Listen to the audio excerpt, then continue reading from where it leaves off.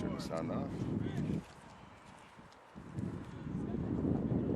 Good afternoon. Welcome here to Seaway 3 on the opening day of Sage football in Division 3 for the Champlain Cavaliers as they take on the visiting Outaouais Griffins on this Sunday afternoon, the first Sunday of September, as we wrap up the summer months and get ready for the autumn to begin in a few weeks here.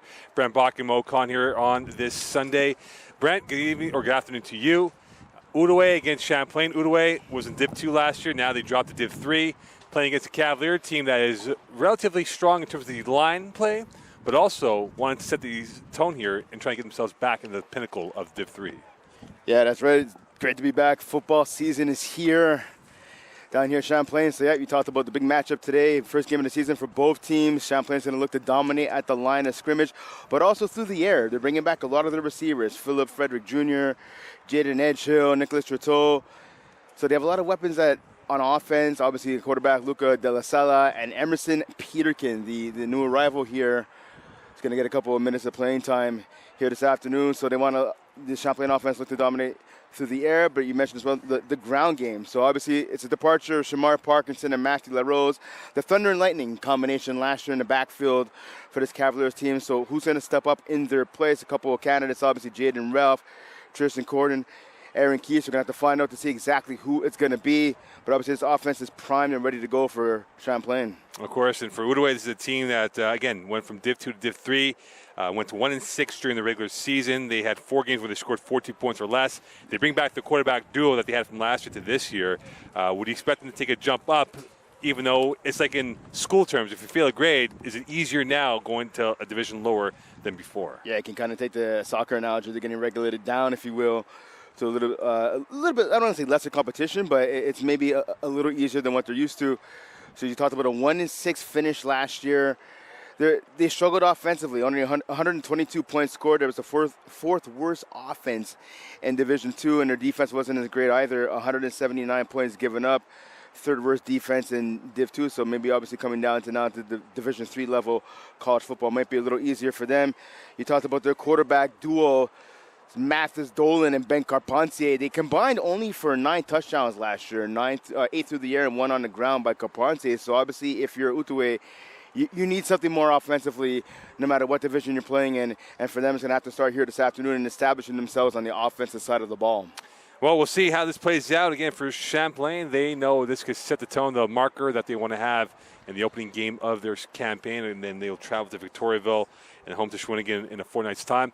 And so Huntsick is out the window, and many are projecting that Champlain could be in that bowl door conversation when we hit mid to late November with them playing in that final at that time. So we have the coin toss being done right now as the captains for both teams here.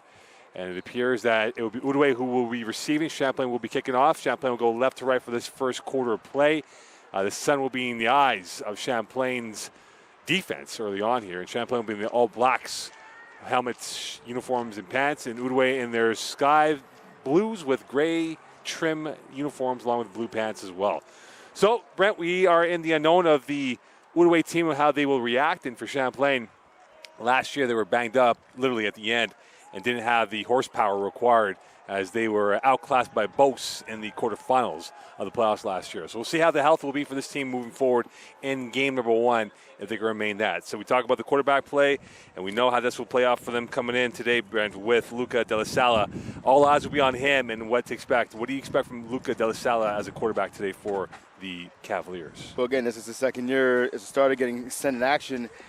So last year was a bit of a learning curve for him. This year, hopefully he's able to put some of the struggles he had last year just with a little bit of confidence and with the interceptions. Listen, last year he only had 3 TDs, 4 INTs as he split time at the quarterback position. So this year he seems to be the main man. So let's see if he can get the confidence up. Let's see if he can get the offensive rolling, using the run game and the short passing game to open up the deep ball. So I have to see what progression he's made this offseason here in week 1. Well, Seaway was a fortress for all of one blemish last year when they lost to Victoriaville, who is the favorite to win this division. And now we get ready for the opening episode from the South Shore. Outaouais, Champlain, as we get things underway here. And set to return the ball is Mikel Kenny, number 5 for the Griffins, along with number 25 in Louis Meunier. So how will this play out early going? Yeah, it's going to be interesting to see him. And again, Outaouais, listen, they're coming down from Div 2, now they're coming here to Division 3. They feel that they could dominate or at least have more than one win like they did last year. So they're looking to make their mark here. This is a team that no one from the Champlain Cavaliers team has really faced. Obviously, again, making their move down from the higher division. So, listen, they need to establish, as I talked about, offensively what they're going to do. And, again, their defense as well. They need to come up with stops. They need to come up with sacks. Last year, they were led in sacks by 5 by Alexi Riopel. He's not on the team anymore. So, obviously, they're going to have to see how they can rush the passer on the defensive side of the ball. And the same thing applies for the Cavaliers as well. They're going to have to find a way to rush the passer. Last year, it was kind of rushed by committee. This year, they're going to have to do it maybe a bit of the same. You have to rely on guys like Jared Donaldson that have to get after the quarterback from the defensive, from the nose tackle position. Nick Tetreault will start off things and get this party underway from Seaway on this Sunday afternoon, the final game of Week 1 of the CEGEP divisions. All eyes on this game this afternoon, Champlain, Outaouais. And we'll see how this will unfold in the opening episode of the 2023 campaign. Everything's been laid out. The question is, who will come up with the victory today from South Shore? And it'll be a pooch kick returnable from the 20. It takes a live bounce. This is a live ball sliding in the crash of bodies, and that's Champlain's ball. And they get it on a fluke play, perhaps, and it is Champlain ball. And right away, they're off to a flyer, getting the ball back into possession. Well, and that's how you want to start the season if you're Champlain. A big play on special teams, the third phase of the game, sometimes gets overlooked. But it shouldn't right there, and that play right there proves why. And a kickoff to start the game, able to cause a turnover, and then they get the ball at about the 45-yard line of Outaouais.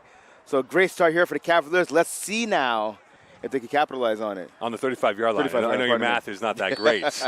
So here's Luca Del Sala, who had 3 touchdowns, 4 INTs for almost 333 yards. And he'll have a back in a 2-by-2 formation on the first play of the campaign. Hitch pass, Fedrick up ahead to the 35, 30 to the 25. Spinning out there, enough for a first down. And P.J. Fedrick, 25 catch for 230 and 2 touchdowns. And looking like a very mature man on the football field today. Yeah, Fedrick, one of the biggest receivers on this offense. Lining up usually on the outside. He did that last year, made a lot of plays down the field. 230 yards, 2 TDs, averaged 9 yards a catch last year. So obviously making his presence felt on the first offensive play of the year for Champlain. 14-yard gain for Fedrick, and again, the key with the 2-by-2. Gene Etchell is the second receiver to the left of the formation. High snap, and the first run of the day, and nothing but gray wall coming up. And Jaden Ralph, who you made the point before, cannot get the engine revving against that front 4. Again, the run game so spectacular the last couple of years for this Cavaliers team, as we talked about. Obviously with Rose and Parkinson, obviously both guys are gone now. So again, it's going to be up to guys like Ralph and Corden and Keese. And they have a lot of fullbacks as well on this roster. Tyler Sauvé, you're going to see his name in the mix as well. Yeah, they're stuck in park in that play. Watch out for number 52 for Outaouais and Pierre-Luc Dufour. High snap again, and that is a botched play. And Del Sala will have to in it. He shot for a loss. And a big response coming through.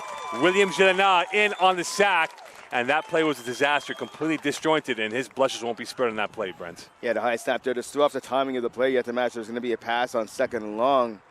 So they really just threw off the timing, the high snap. The quarterback ended up catching the snap, luckily, but he collided with the running back. So that play was pretty much a disaster, like you said, from the start. An 8-yard loss in that play. It is now a 3rd and 23. So they've been going backwards since they got that first down from Fedrick, and now it's a 3rd down. The money play for the Cavaliers. A hitch pass, Fedrick catches it now, up ahead to the 30, 25, and he's tackled just shy of the 20-yard line, so almost back to the original line of scrimmage, and it could be a field goal time for Tetreault with 12:45 left in this first quarter play. So interesting call here. Right now the offense is still staying on the field. And now, okay, it looks like they're going to call the field goal unit. Yeah, so it looks like Sean Main's going to go for the field goal here. Smart decision here by Coach Main. Listen, you have the ball at about almost the 20-yard line, as you mentioned. But you know what? Keep the field goal, because I mean, if you want to go for the 4th down try, it's about 4th and 7, 4th and 8 right now. 4th and 10 actually. So I mean, kicking a field goal, you can get the 3 points right here, get the early lead. So Tetreault still waiting for confirmation from the referee. There's a bit of confusion on the numbers here for the Cavaliers. Clock is in. And there is no. Champlain's looking to call a timeout right now. So De La Salle actually was a bit confused. He thought it was going to be someone else placeholding, and now they have to force a timeout in this scenario. And when you think about it now, Brent, they got themselves a free possession on the onside kick, and now it's been going backwards in terms of where they want to be. So going backwards, but again, listen, where they got the ball with the fumble recovery, and so with that big play on the first down by Frederick Jr., they're at least able to get some positive yardage to have a chance here to kick the field goal. You like it, obviously, to get the ball into the end zone with the touchdown, but at least 3 points are better than none. And obviously, we see the early season struggles right now, but maybe a bit of jitters, maybe a bit of miscommunications. You talked about first game of the year, this stuff is bound to happen. 21-yard field goal attempt. Tetro 8 of 10 last year, and a botched snap, and that is going to go live, and it's recovered by Champlain, but that was a complete disaster from the start to finish. And there will be a bigger inquiry from the special teams unit of Champlain and how this did not play out for them well. So special teams give it, special teams take it away. So again, we saw the kickoff fumble by Outaouais, and you think right there the Cavaliers are going to have a chance to score. So the bad snap right there, blown block as well. The defensive line just blew through the line of scrimmage, causing that block right there. So again, 3 points left on the field for the Cavaliers. Let's see if their defense now can respond and get the ball back. The star player for Outaouais is the left tackle, Aiden Jerome, who is being looked at by many schools. And he's a big man out there. And now the first play of the day for the Outaouais Griffins on offense. Hand off to the right side, and that is going to go for maybe a yard gain. And brought down right away was number 27 in Julien St. Louis, his first carry of the year. And he had 32 carries for 135 last season. Yeah, big carry right there. Big man. We saw the defender knifing right through the line of scrimmage to make the tackle. Caleb Sassy is the middle linebacker wearing number 9 for the Cavaliers. He's the man to watch out for, calling the plays. And we'll see how this plays out. The Cavaliers have 7 in the box. Second down. Another handoff through the teeth of the defense. A big hole. And that will be close enough to a first down. St. Louis flexing his muscles towards Thomas Batten. And that will be a third down. Depending where they mark it off here, coming up will be a first down officially. So he gets those yards plus more. Yeah, big run right there by St. Louis, the second leading rusher last year, averaged 4 yards a pop. Got more than that there to pick up the first down for Outaouais. It'll be first and 10 from the 41 as we are approaching 11 left in this first quarter play. Brent Bach and Mo Khan here on this Sunday afternoon. And will we see our first pass coming up for the Griffins. Mathis Dolan is the quarterback, and he will hand it off. St. Louis to the left. And Sassy in on the tackle, and he brought his teammates, Elliot Lavasseur, as well. And this will be a second and long coming up for the Griffins. Yeah, good job right there by both linebackers, the middle linebacker and the strong side linebacker. And pardon me, right there, knifing into the backfield. Now, you see, what Cavaliers did right there is they brought too many blockers. They brought too many rushers, I should say, for the old line to block right there. So we saw Lavasseur knifing into the backfield. Sassy was in there as well. Good job by them getting penetration right away and stopping that run for a minimal gain. There'll be a second and 10 coming up. So no gain on that from the 41. Could this be the first pass for the Griffins? As picking up his mouthpiece is Mathias Giroux, who's playing the third receiver on the right of the formation. Champlain blitzing. Hitch pass that is caught and devoured for nothing. Brought down was Alex Supran, who had 17 catches for 154 and 1 touchdown. He was brought down right away by Jason Canada. Yeah, good job with Canada right there, knifing into the backfield. He wasn't letting that screen fool him. He got past the block at the line of scrimmage and just got right back in there and dropped out for no gain. Yeah, Jason, in fact, actually lost a one. Lost a one, so it'll be 3rd and 11. So Kamta, I beg your pardon, was the one who came in on the tackle. Third down from the 40-yard line of the Griffins. 9:35 left in this first quarter play. Trips left for Dolan, and we'll see how he will react. This could be a pass and play for the first time today. 3-step drop, looking time, deep middle, that's caught, and that will be enough for a first down and more. And a big first down recovery coming in for Supran, who made up for the lost yards from the last play. Yeah, big play right there. Smart route by the receiver right there. Found the hole in the zone, just parked himself right at the first down mark and came up with a big catch and survived the tackle. A peach of a throw into the traffic of the storm, and now it's a 1st and 10. And that's your second converted first down on this drive from the 53-yard line. And Dolon now trying to get this ball into the end zone for 6, if not a field goal at minimum. Here's another handoff. St. Louis devoured by the front four, brought down by Jared Donaldson, who you made the point before, who they have high hopes for, coming up with a big stop, the big man in the middle. Yeah, big man there, again, for the nose tackle position. The one technique, knifing into the backfield, able to shut his blocker right away and bring down the running back for no gain, pretty much. Good job by him. And that's the front three, I should say, running a 3-4 defense. The front three on the D-line, the two ends and the nose tackle, they're going to be key for this defense to succeed. You have a big man like Donaldson in the middle, collapsing the pocket. He's joined on the edge by William Rowland. Rowland, one of the underrated defensive end players in this entire league. 2 sacks last year, a couple of tackles for loss. He's able to set the edge, as is Hayden Demont, number 97. Yeah, Donaldson had 1.5 tackles for loss last season. Trips right, here's a handoff again. St. Louis, nothing but a deluge of black. Sassy on the tackle, along Roland, and of course with Lavasseur. And this will be a third down coming up with 7:50 left in this first quarter. Yeah, good job. And a flag in the play as well.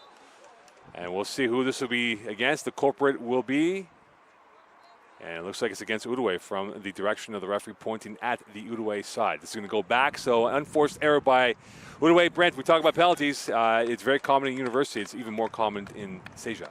Right, that's exactly it. Listen, some of these guys are playing their first games since high school, right? And you have to imagine the nerves, no matter what level you're at. It could be the NFL, the CFL, college, right here, obviously, you mentioned as well, university. The first game of the year, they always bring some jitters, a little bit of angst. Teams are just overhyped. They're super excited. It's the first game of the year. You're ready to hit somebody that's not wearing the same color jersey as you, obviously, going through training camp and going through practice. So sometimes you're going to see some undisciplined penalties. So it'll be a 3rd and 22. Not many plays in the book of menus here for what they have. Dolon, deep center field. Incomplete. Lavasseur in the coverage. Intended target was Mathis Giroux. It'll be a 4th down and a punt coming up for the Griffins. So the Cavaliers will get off the field. And we'll get the ball back with 7:32 left in this first quarter. So, Dolan, that was a great pass right there. Giroux should have caught that. Yeah, Lavasseur is right in the receiver's back pocket, but Giroux got his hands on that ball. And as the saying goes, if you get your hands on the ball, you should be able to catch it. He should have come up with the grab right there.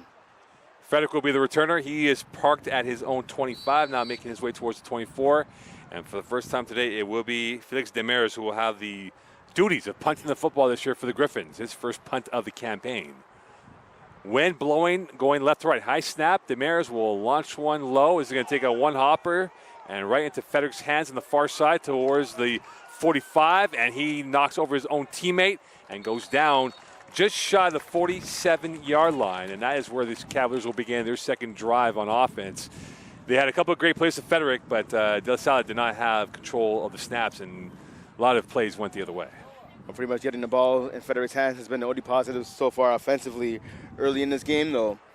So now the second series, let's see if the Cavaliers can shake off some of the dust, if you will, from that first series, shake off some of the disappointment, and march on the field and get this ball into the end zone.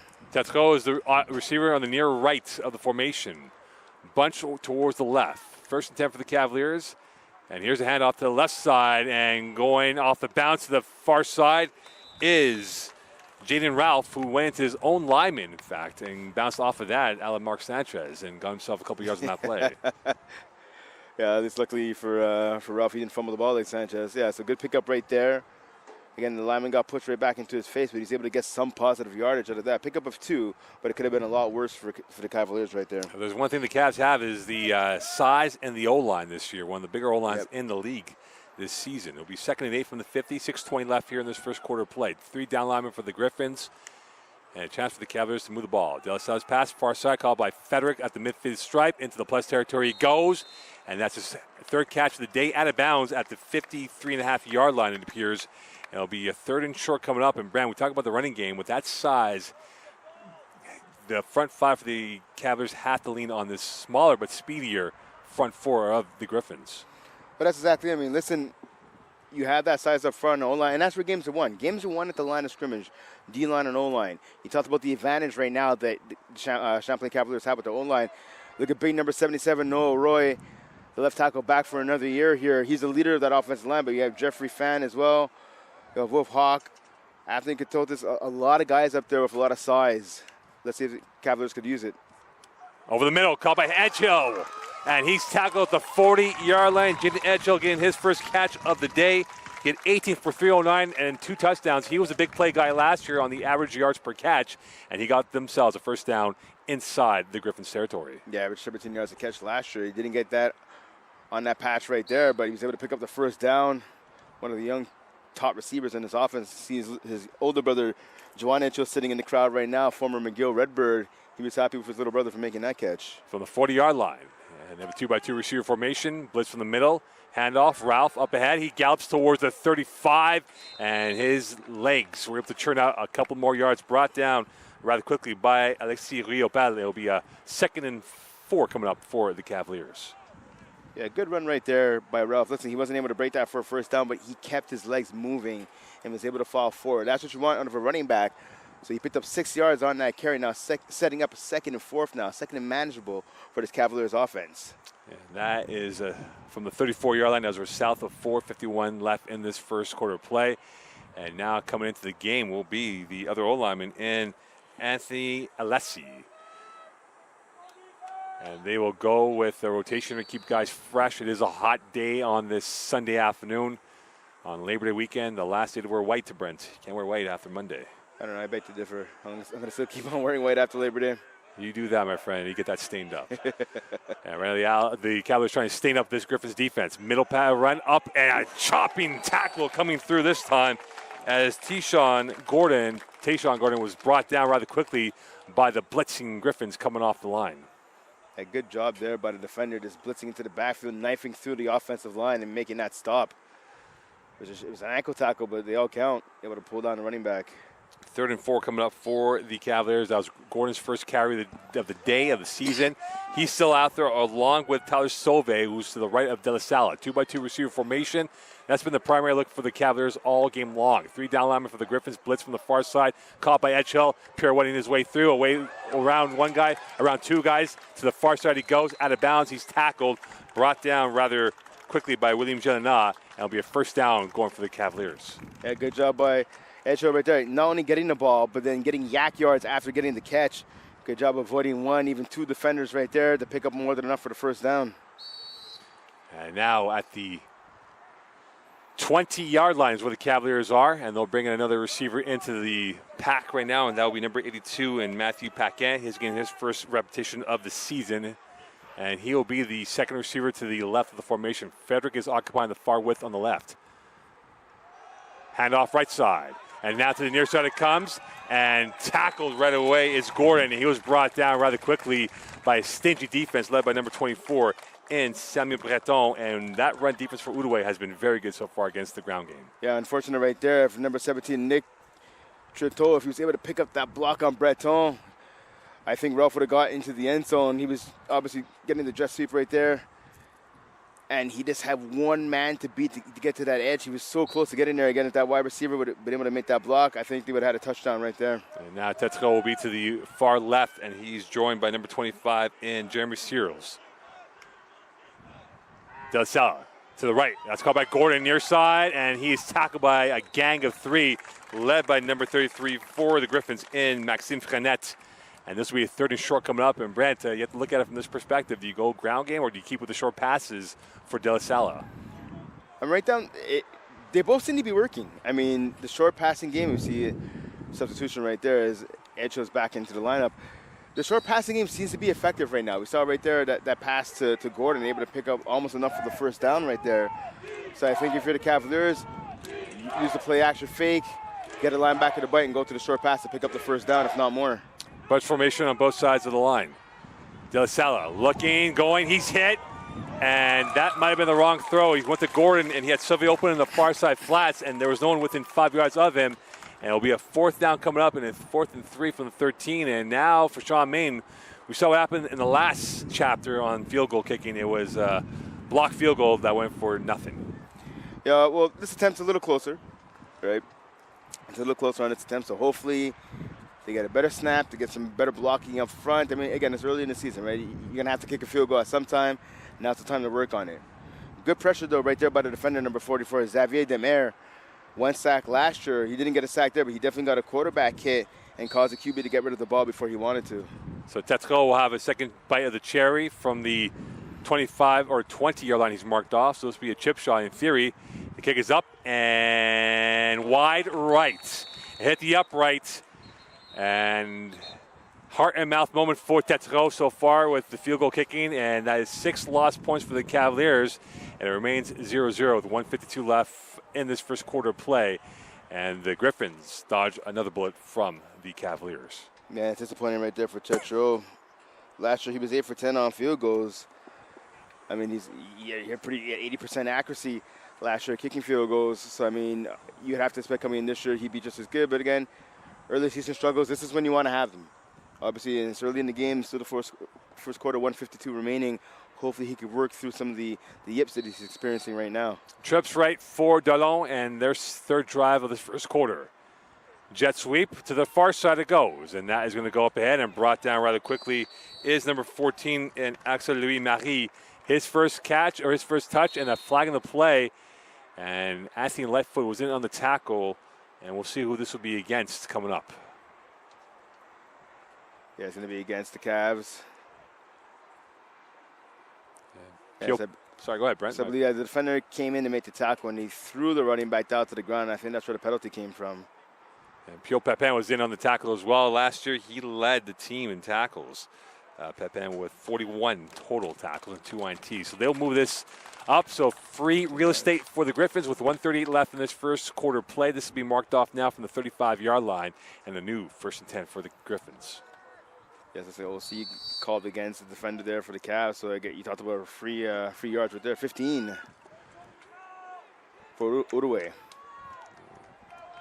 Obviously, discipline is going to be a factor in this one. Champlain can't be happy about his team giving up the 3 yards right there to their opponent. 1st and 10 again for the Griffins. Handoff, St. Louis, into the jungle he goes and comes through the dust with about 5 yards on that run. And I beg your pardon, that was number 5 this time, and Mikel Kenny, who brought the ball up for the Griffins. And Kenny had 6 carries for 14 yards last year. Yeah, good run right there. Picking up a couple yards again, not enough for the first down, but you're setting up now 2nd and short, 2nd and 5 for your offense. 2nd and 5, 51 seconds left in this first quarter play. Brembach and Mocon 0-0 between the Griffins and Cavaliers from Seaway 3. Another handoff, play action, near side, and it's a botch slip pass, and Delon somehow got that away, but he got tattooed coming in from the second level by Anthony Lightfoot, who came in like a missile, had 6.5 tackles last year and 1 sack. You have to be good to be lucky, and lucky to be good right there, and Delon was definitely a little bit of both. He's actually surprised he was able to get the pass off, kind of spun it around and threw it to Benoit Perriard, number 32, the big fullback. So he's lucky he didn't get the sack. He didn't fumble the ball for too long. Well, actually, he did fumble. He's lucky the Cavaliers didn't recover it, and he was lucky again to not lose any yards as he's able to get the pass off. So now, instead of being 3rd and forever, it's still only 3rd and 5. Yeah, he had shades of a Trey Lance moment right there on that play, and it'll be a 3rd and 5 from the 40 with 28 seconds left in this first quarter play. 3 to the left, 2 to the far side right. Champlain's got 7 in the box. Delon, play action, middle, caught, and a big hit coming in from Pepin on Marie, and he might have left an autograph on his rib cage on that, and they'll need some assistance because he is slow to get up, might have been winded, but a clean hit coming in from center field. Best case scenario, you hope he just winded right there. Worst case scenario, it might be a bruise or potentially a cracked rib. Pepin delivered the hammer on that hit right there, separating the player from the ball. Good clean hit right there. You can't get mad at that either. It wasn't high. It's right to the middle of the body. Yeah. Pepin was blistering ferocity in that hit, and he got all of that. He had the target marker on that, and it was a cracking hit coming in from the man wearing the number 12 shirt. And now the concern for the Griffins is, and it looks like he's okay. It might have been just the wind knocked out of him, but when you think about it, Brent,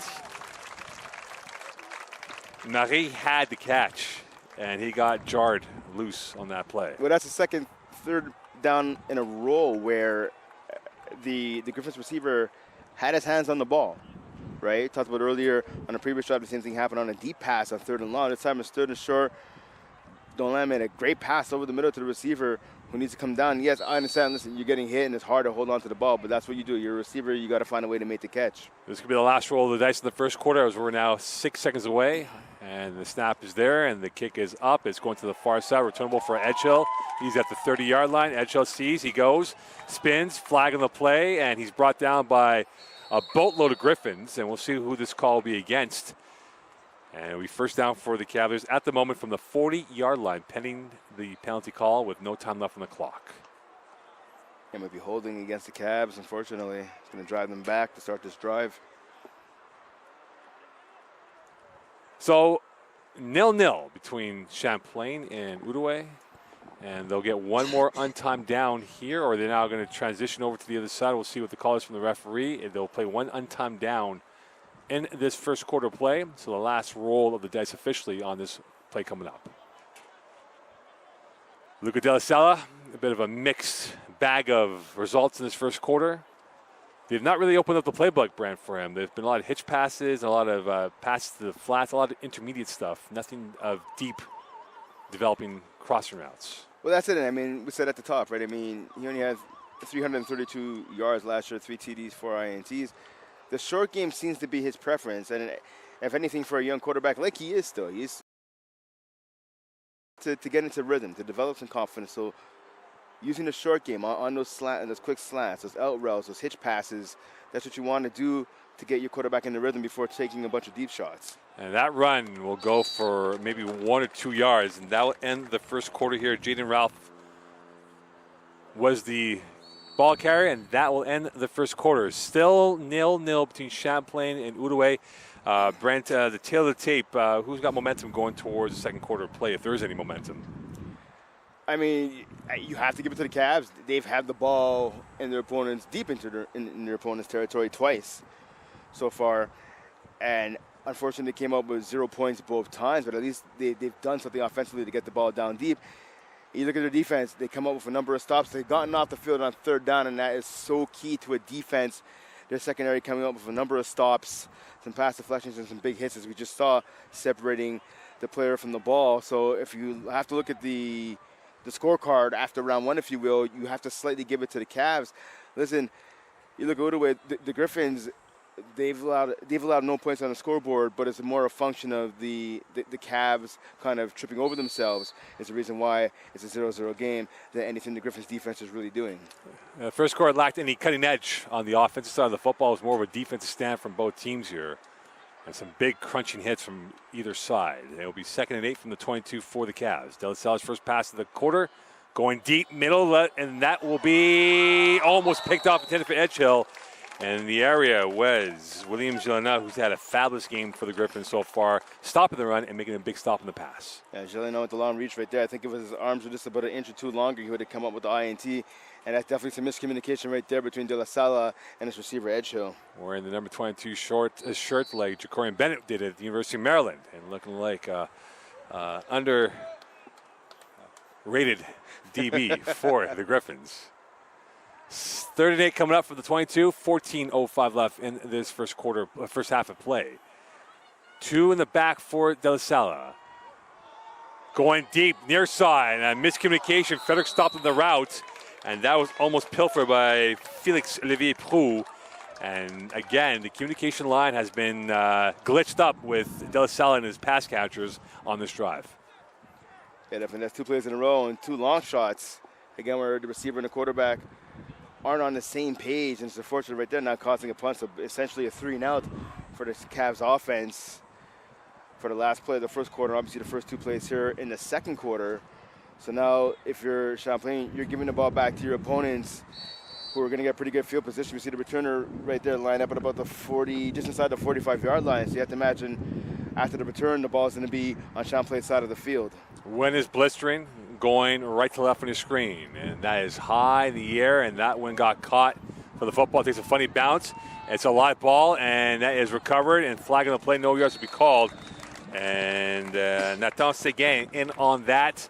And because of no yards, this will be the best field position coming up for the Griffins, and they might get their first chance at getting the opening points of this game.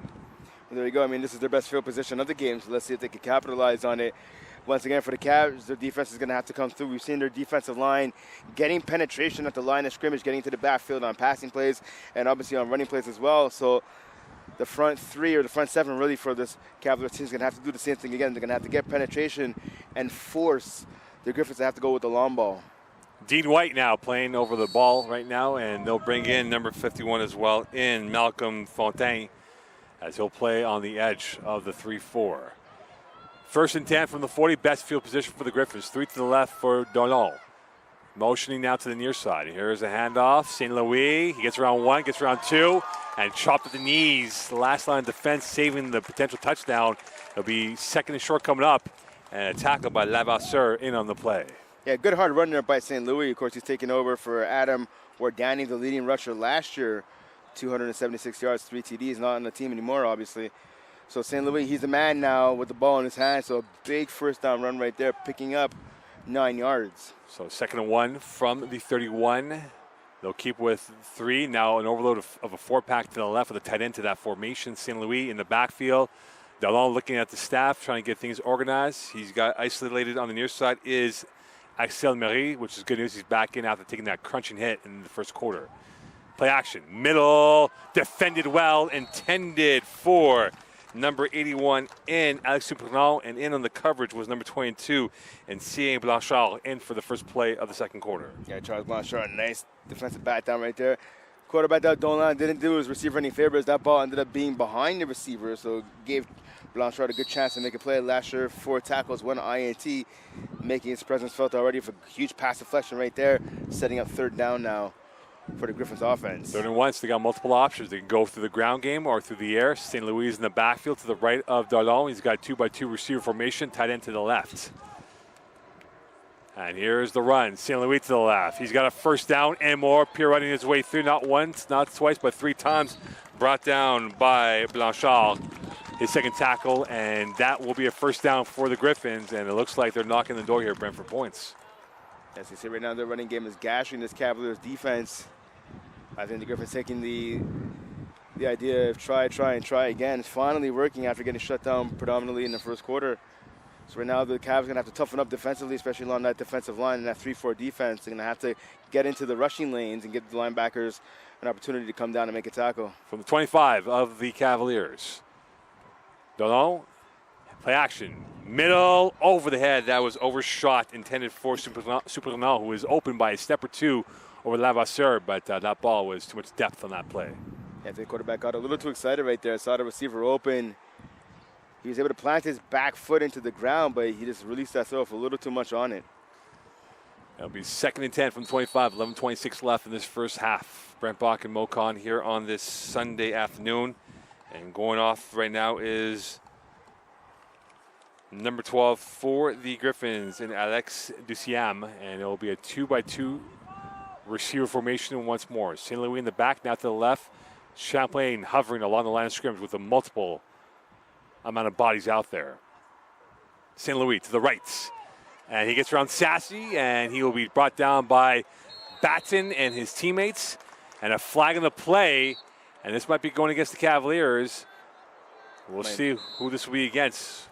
Yeah, it might be a face mask call against the Cavs, and if that's the case, it's going to be an automatic first down for the Griffins. And that's a shame because, I mean, listen, Sassy missed a tackle on that one, but he's able to slow down the running back enough to allow some help to come, and they tackled him after a minimal gain. That would have set up third and long right there. So the referees are conversing. Down on the ground is Malcolm Fontaine, and he'll get some help, and they'll bring in an extra body out there. And the referee's still having a congregation of what happened exactly, and they are going to move it up a little bit here. And it's against Outaouais, in fact. That was against Outaouais because Lavasseur's helmet came off.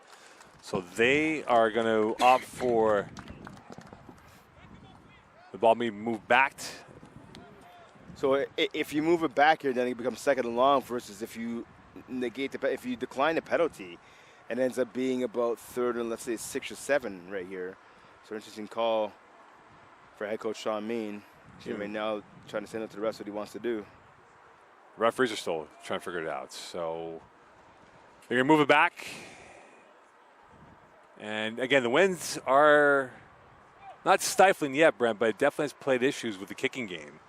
So for Sean Main, looking at the angle that if they can stop him now and keep this minimal gain and have a fourth down, it'll be 3rd and 14. That kick from wherever they might be might not be the easiest attempt. So 3rd and 21 from the 20, now make it 36-yard line of the Cavaliers. And again, not many options in the playbook on a 3rd and 21 from the 36. No, not at all. I mean, you have to imagine, obviously you're thinking pass right here, but watch out for the draw. You may want to just pick up a couple yards to try and get yourself into a better field goal position for the Griffins. Unless you go NFL blitz and have that type of offense. The long pressure from the far side, that's incomplete, intended for Mathias Giroux. And that will be a 4th down and decision time here. Will it be a punt? Will it be a field goal for the Griffins? And from the looks of it, Brent, they are going to punt the ball away as they bring in Fabien Parrain-Laroche in at the punt position. Yeah, it's going to be a punt. And this is a smart decision right here. The field goal is anything but certain. You've seen this in the Cavaliers miss 2 field goals, and you talked about the wind a few moments ago. Punting the ball and pinning your opponent's back and a shut out of their own goal line is the thing to do. I just want to go back to that throw, though, by Dolan to Giroux. It's inexcusable. Giroux was wide open by about 4 or 5 steps. He hit him on the crosser. He may not get a first down, but he gets some yards. Good block. And now a chance for Parrain running for his life, and he will go out of bounds. And in on the block was Ducheneau. He came in clean, and he got his telescopic arms up in the air, and Champlain will get the ball at the 45-yard line. Yeah, good block right there, but Ducheneau getting into the backfield and getting to the punter. And that's the funny thing about that. There was no upman. There was no blockers there for the punter. I don't really understand. Now, listen, I know you want to get down. You want to have your gunners. You want to have as many guys get down the field on the punt coverage as possible, again, to try and pin the Cavaliers back, ideally within their own 5-yard line, if not their 10. But you have to have one up man. You have to have someone there blocking for the punter, and they did it right there, and Ducheneau came with the big block. So De La Salle is still at quarterback, a 2-back formation with Ralph along with Gordon. And they have Frederick occupying the width on the near side left. Handoff. Gordon going absolutely nowhere. A cul-de-sac right there. And he was brought down by Gelina, who's been an absolute flamethrower on that defense for the Griffins, stopping the run once more. Yeah, Gelina, once again, just getting past the O-line with ease right there. I think he was even unblocked, actually. Just getting to the backfield, causing the running back to have to pause right there, and he was dropped for a loss. So again, this running game was working early in the contest for the Cavs. They have to get back to what made it successful. But it starts at the line of scrimmage. We talked about the size of this Cavaliers offensive line. They have to use that to their advantage. 2nd and 13, so that was a 3-yard loss. And now De La Salle, empty backfield, going to the near side, caught by Frederick on the loop, and he's brought down at the 48-yard line on the near side. This will be 3rd and about 6 coming up here. And Brent, you have to wonder, the longer this game goes, at what point does the introduction of Emerson Peterkin comes into play? Because they might need a little bit of a flair from that quarterback position. Yeah, that's a guy we know well. Peterkin, phenomenal receiver, phenomenal quarterback, a dual threat player. Pretty much, you have to imagine. I mean, you want to give De La Salle the first half at least. I mean, listen, it's still a 0-0 game. It's anybody's ball game, but the offense has to find some sort of ignition. Blitz, caught by Edgel, over the middle, into the plus territory, tackled at the 43-yard line. Jane Edgel, a hat-trick of catches so far in this first half with 8:17 left, and that is what you call a throw by De La Salle. Yes, I was going to say that. We talked about perhaps getting in the backup quarterback and Peterkin. De La Salle must have heard us all the way here in the broadcast area. He heard you. With a dime right there, a seeing eye shot right there, right through the middle. He threaded the needle on that one. Beautiful pass right to Edgel, who again, Edgel's specialty is not just making the catch, it's getting the yak yards after the catch. He's able to do that and then some for the Cavs. 8:12 left. He heard you, Brent. He didn't hear me, my friend. He heard you. He's coming after you. I mean, you're the one that brought up the point about bringing in Peter King. I'm just a broadcast journalist bringing up a point. That's all it was. So a timeout called and field. 8:12 left in this first half. First and 10 from the 43. Brant Block and Mo Connell on this Sunday afternoon. 0-0 between Outaouais and Champlain from Seaway 3, the opening game for the Cavaliers and the Griffins. Champlain will travel to Victoriaville next weekend. Outaouais will be home to Shawinigan next Saturday. So a short turnover for both teams playing on the Sunday, and given that they'll play next weekend for their second game of their campaign. And they'll bring in, oh no, the water bottle has been turned back, a U-turn. It is hot, so the field definitely has picked up in temperatures in the warmth department here, so you have to expect that it might be a little bit more burning on the turf with the tar pellets. Yeah, I mean, as you mentioned, though, there's a wind, right? So luckily for all the players on the field and the coaches as well, there's at least a little bit of wind to take away some of the heat. First and 10 for the Cavaliers. Empty backfield going to the far side, called by Frederick on the hitch, up ahead to the 40, and he's brought down by multiple Griffins out there. It'll be second down and about 6 coming up for the Cavaliers. Yes, there you go, hitch pass again. That seems to be the bread and butter of this offense so far. But I think what you want to do out of that, obviously you want to give Frederick Jr. the ball in space. That's what he does best. He uses his speed and his size to get open and to get yards after the catch. But also what those short passes are doing is causing the halfbacks and the safeties and the linebackers to cheat down a bit. You keep on doing that every so often, they're going to cheat down more and more, and that's when you start attacking with the deep ball. Clock is rolling. Overload to the left. And here's a handoff to the right. And that will go for a few yards on that play. Aaron Keese with his first carry of the day. And that will bring up a third down coming up here for the Cavaliers and about 3, if not 4 yards to go. So we've seen over the last couple of years, La Rose, Muchaka, a lot of bigger backs in this offense with the smaller backs guys like we talked about Parkinson, obviously Ralph. We see a big guy right there, 31, Aaron Keese, a big boy there with the ball in his hands, rumbling and bumbling downfield. So let's watch out for him not only in this game, but for the rest of the season. Looks like he could do some damage with the ball in his hands. No question about that. And now a 3rd and 5 from the 36. Does firing one deep. Edgell flagging the play, incomplete. Jelena was in on the coverage on the far side. And this will be a penalty, and it looks like it's going to go against the team in gray and blue. Yeah, it's going to be pass interference against Jelena. He was all over Edgell right away, the Cavaliers bench. They all jumped up as soon as the ball went over the hedge of Edgell. They were calling for pass interference, or at the very least illegal contact. So I don't blame De La Salle for going to the receiver, but he had a man open in the flat, and Tyshawn Gordon, he was wide open in the flat. So it'll be first down for the Cavaliers. 6:06 left in this first half. They'll bring in a double sub as De La Salle will jog towards the bench as Edgell is on the ground on one knee. And they'll bring in another receiver into the picture here, and it looks like it will be number 82 in Matthew Paquin, who will come in for this next play or so. But Edgell and Frederick has been the pistons of this offense on the pass catching department, and they have to figure out how to get the ground game going, Brian, because so far they've not been able to get that explosive play that we were accustomed to seeing from Shamar Parkinson last year on multiple occasions. Well, we saw Jaden Ralph. He ran the ball hard, and Gordon had a couple of big carries, right, earlier in the first quarter, and then we saw the defense for the Griffins tighten up.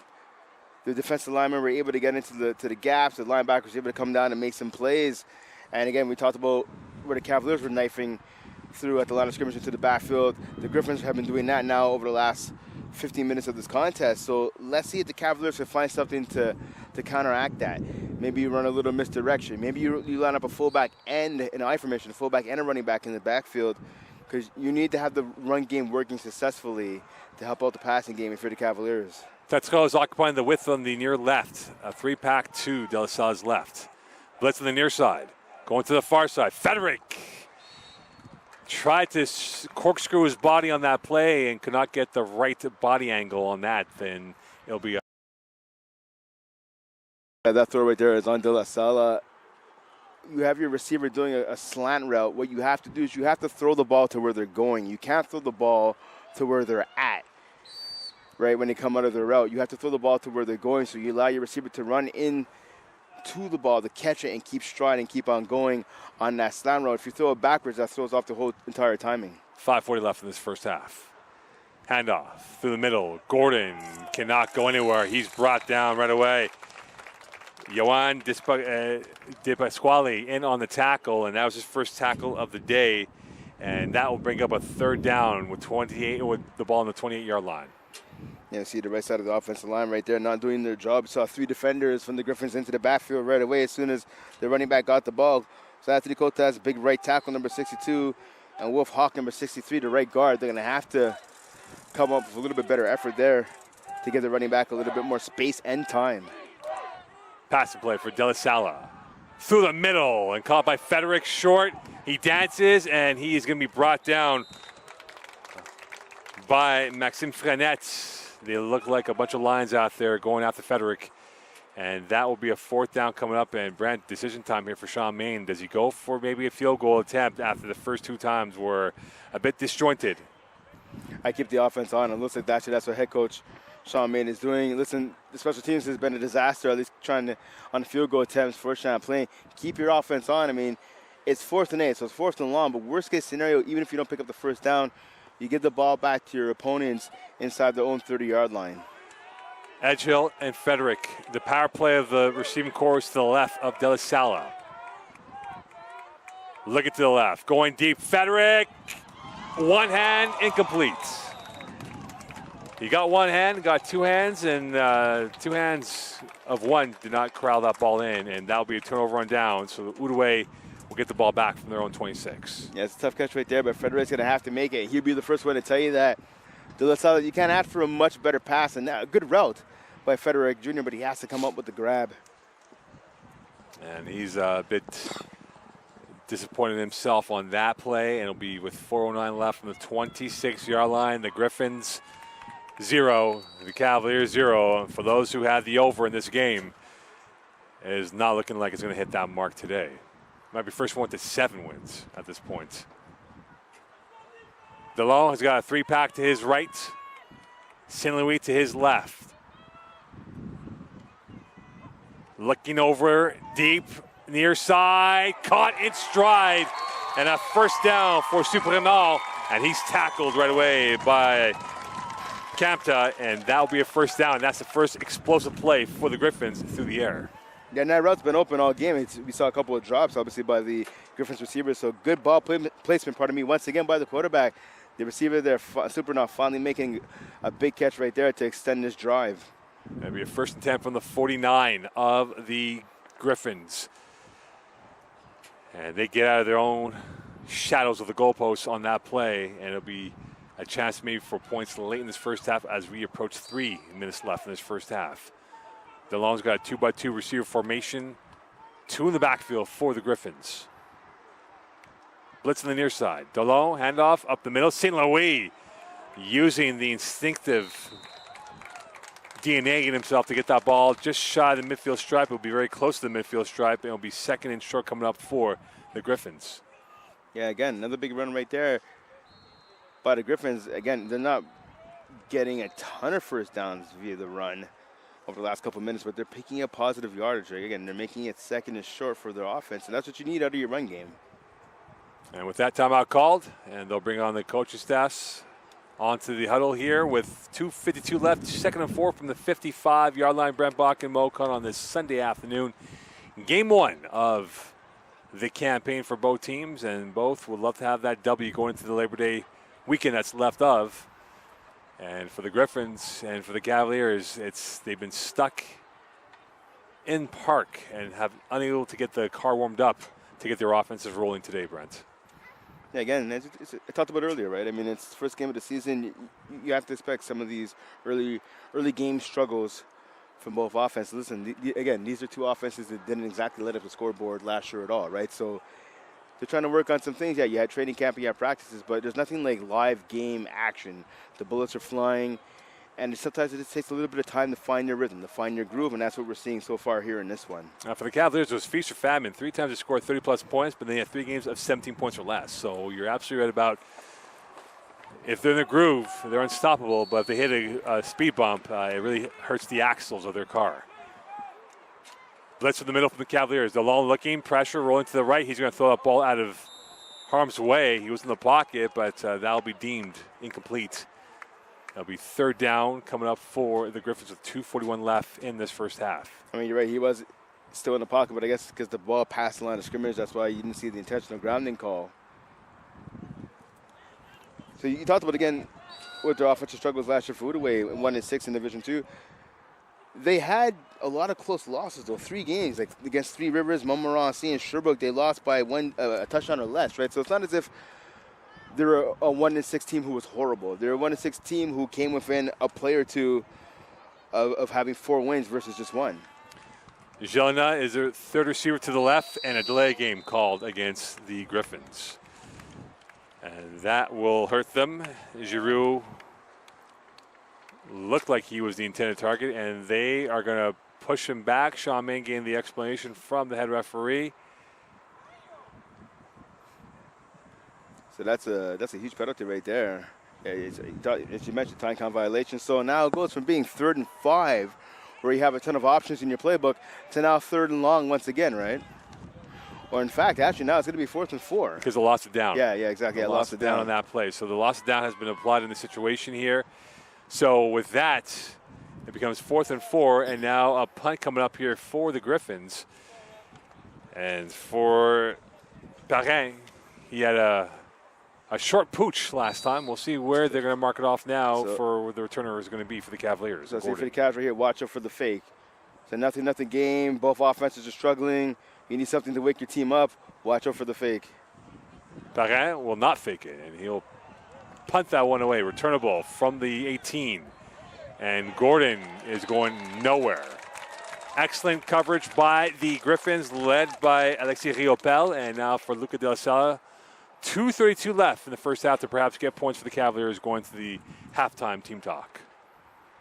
That's it. Cavaliers, as you talked about, have a chance to score some points. I think what they need, obviously points are the most important thing, but what they need right now is just some consistency offensively. They have to find a way to get this run game going. It started off strong. It's been flat pretty much since then, since the opening 7-8 minutes of this contest. And they need to find a way to keep on hitting those passes. Passes to the outside haven't worked out for the Cavs right now. They have their success pretty much in the short game or in the intermediate routes over the middle. Let's see if the Cavaliers go back to that. Ralph in the backfield to the left of De La Sala. And here is Ralph through the gut, and he will get about 3, if not 4 yards on that play. Tackle just shot the 25-yard line. It'll be second down coming up with 2:28 left. Yeah, and that's it right there. And that's a solid run. That's been the best run they've had in the last 10 to 15 minutes, right? So a pick up of 4, maybe 5 yards there. Actually, we're only calling it a pick up of 3. So it looked like it's a little bit more than that. But either way, it's positive yardage right now. So you set up 2nd and 7 right here. Hopefully you want to pick up the first down, but worst case scenario, you set up then 3rd and long after this play. 3rd and short, after this play. 2:20 left in this first half. Frederick is now occupying the width on the far right. Head play action. Deep middle. Edgel. Acrobatic and emphatic on that play. First down, brought down at the 37-yard line. And the Cavaliers will get a new fresh set of downs with 2:07 left. De La Sala with a moonshot right there. Good job by Edgel climbing the ladder, coming down with the ball. And you know what? He's not going to get any credit. He's not going to get a stat for that. But Jaden Ralph, the rookie, pass protection right there. That's so key for a running back. Yeah, you have to be able to run the ball and catch it up the backfield. But your ability to protect your quarterback as a pass blocker is just as important, and Ralph did that right there. De La Sala near side. That's dropped by Frederick as he saw the minefield of Gray and led by number 33 and Frenette. And he was about to get tattooed along the way by the linebacker as well, and Xavier Demers. So I think if you're the quarterback right there, you have to abandon that play. Frederick didn't look like he was running at full speed. The defense knew it was coming. Frederick was more concerned right there, unfortunately, with looking to see where the defenders were catching the ball. That was just sloppy. Etche was open almost by himself down deep. I would have liked to see De La Sala just forget the hitch pass and take that deep shot with one-on-one coverage to Edgel, who was open by a mile. Picked off. Intended for Edgel, returned by the Griffins. And brought down is number 44, Xavier Demers. Right place, right time. And he comes with the first big turnover for the Griffins. And Griffin Nation is loud and proud. Yeah, Demers, the second leading tackler last year, 28.5 tackles. No INTs, or he waited to this season to get one, and it could have come in a bigger time. Talked about with less than 2 minutes remaining here in the first half. Beautiful field position right here for the Griffins. Let's see though the Cavs defense can come up with another stop. And now the questions will be rising up for the Cavaliers at the quarterback position for Luca De La Sala. Does Jaden Edgel, I beg your pardon, Emerson Peter can get a run at quarterback at some point to change it up a little bit here. Looking, time, rolling to the right, near side, over the middle, that's caught. The ingenuity working there, one man to beat. Forced out at the 1 is number 5, Mikael Kenny, and he's brought down. That's a flag though. Lavasseur. And for Dolon, he had all day. He could have bought you and I a sandwich and still made a play. Yeah, sandwich, a bottle of water. Could have warmed up your car, perhaps. Yeah, I mean, and a good job by him. He was able to avoid the rush from his left, able to avoid the rush that was coming from his right and right in his face as well. Just soft dump pass. Dumped it off right to the running back right there. Kenny picked up some yards after the catch again, brought it down to the first yard line. But let's see with this penalty who's going to be on. Legal man. Nope. Too many men. Too many men, yeah. Too many men against the Cavs. You know, it's so, but at this point, see, this penalty's not going to matter that much. The ball's at the 1 yard line. You're going to move it up maybe an inch at the most. And now a chance for the Griffins to punch their passport for 6 points. 1:21 left here in this first half. And a massive INT from Demers, who was at the right spot at the right time to pick it off. And he waited like an alligator in the water and snatched that ball away when no one saw it coming. Yeah, some great linebacker play right there. Looking like Fred Warner right there, 49er middle linebacker star, best linebacker in the NFL. Demers looking like the best linebacker in this game so far for big play right there. Mathis Delon in a pistol formation. Will this be a run? It is a run. And stopped at the borderline. Was number 5 and Kenny, who was brought down right away by your boy Samuel Hurtubise. Hurtubise, that's right. Been waiting to call his name. Number 34 last year, number 21 this year, maybe number 1 in your hearts. Good play right there. In your heart, he is. Solid tackler, 21 and a half tackles last year, 1 INT. 3 PDs, 1 tackle for loss. Good job again, knifing his way into the backfield. And it caused, I believe, the Griffins' offense to lose the yard on that play. So Samuel Lafontaine in at quarterback. He'll go under center. He's a bigger, thicker quarterback. And he goes over the middle, and he will twist and turn. Touchdown, Outaouais. They punish the Cavaliers on that mistake from De La Sala, and they're up 6-0 with a minute left in this first half. Yeah, second, maybe even third effort right there by the quarterback, able to finally get that ball into the end zone.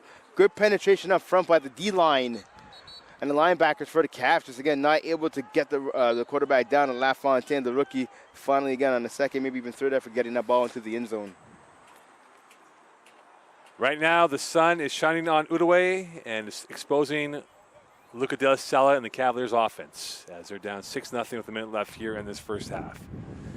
Injured player on the field as they bring on the training staff out there, and it looks like it is number 99 in Jared Donaldson who's going to get some help here. And for the Cavaliers, Brent, they'll get the ball for the second half here, so they'll have that to work in their back pocket. They'll have a minute left to work with here in this first half. Perhaps they could get points, but right now the Cards are saying otherwise with how they've been able to move the ball in this first half. Yeah, again, they're looking for that spark. They're looking for something offensively. They've had some big plays. They've had some good plays, but again, a drop pass, a bad throw, obviously the INT, the lack of success for the most part here in the second quarter with the run game has really slowed down the Cavs. Again, I talked about it a couple of times. It's finding that consistency and finding that key. That one thing that you do offensively, every team has it, but that one thing you do offensively that the defense can't stop. And we know the Cavaliers are struggling to find out exactly what that is.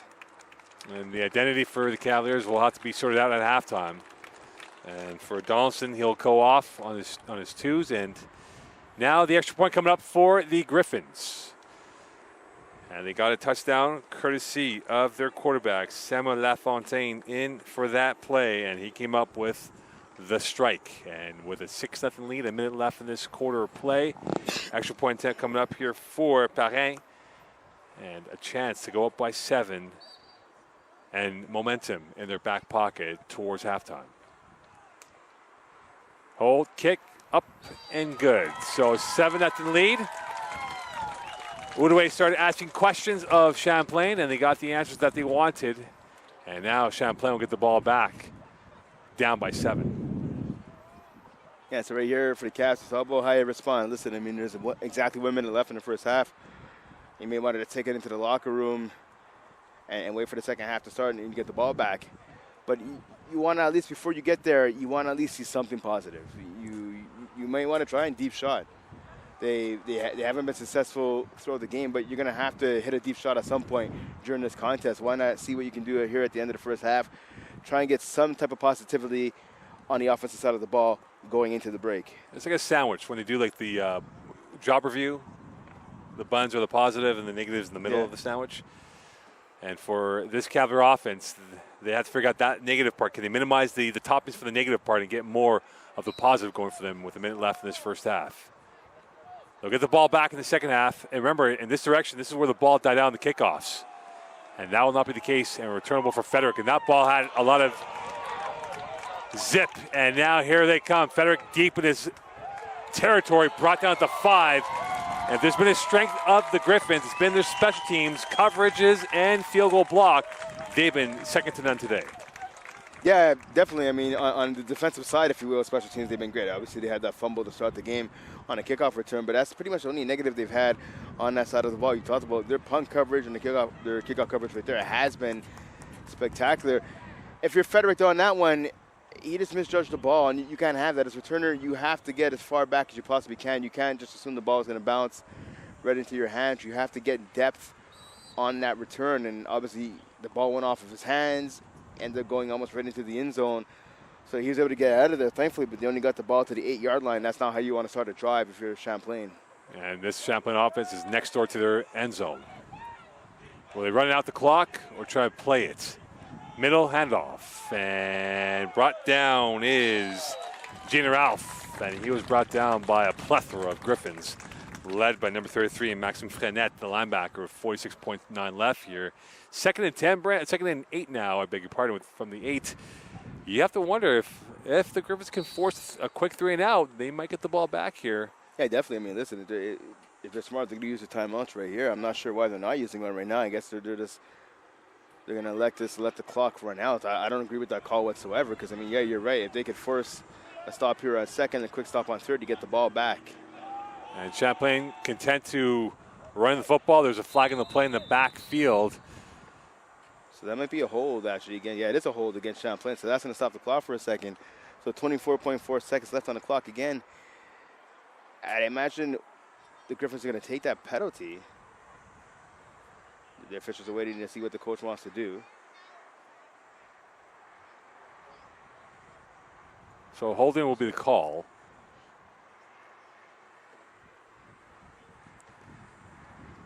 And so they'll make it third down. Oh, now they'll move it back. It's going to be second and long. And you might wonder, for 24.4 left here, do the Griffins dial up the blitz? I would. Send the house. I definitely would. You also have to wonder here, will the Cavs elect to maybe take the safety? Well, points for and against is a determining factor for tiebreakers here. So points are at a premium right now for this Cavalier offense. 24.4 left. Hand off again to the middle and going nowhere is Jaden Ralph. And 20.4 left here. This becomes a 3rd and 14 for the Cavaliers. And now a timeout called by Outaouais.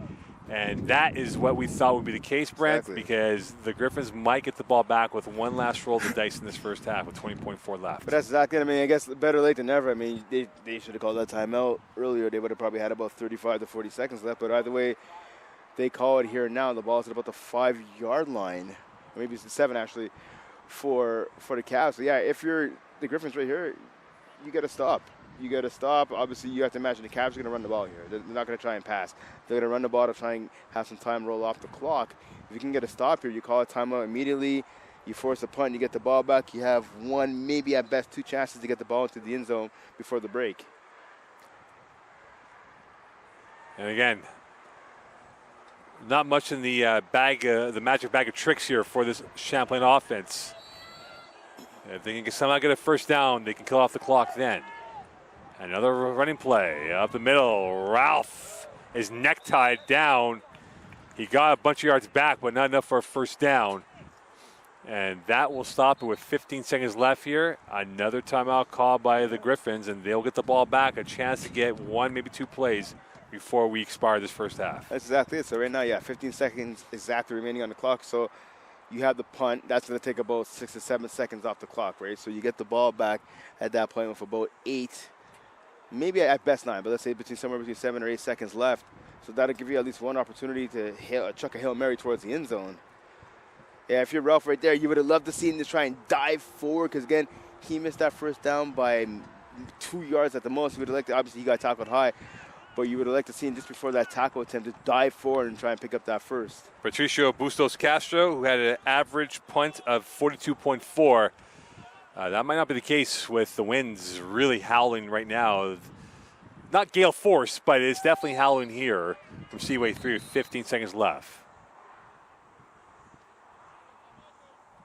And if you're Outaouais, do you bring the house on this opportunity to force a bad punt if they don't give up the 2? They'll punt it, and that's going to be short. It's going to take a one hop. Returnable from the 50-yard line, flagging the play, no yards, and brought down rather quickly is Nathan Seguin.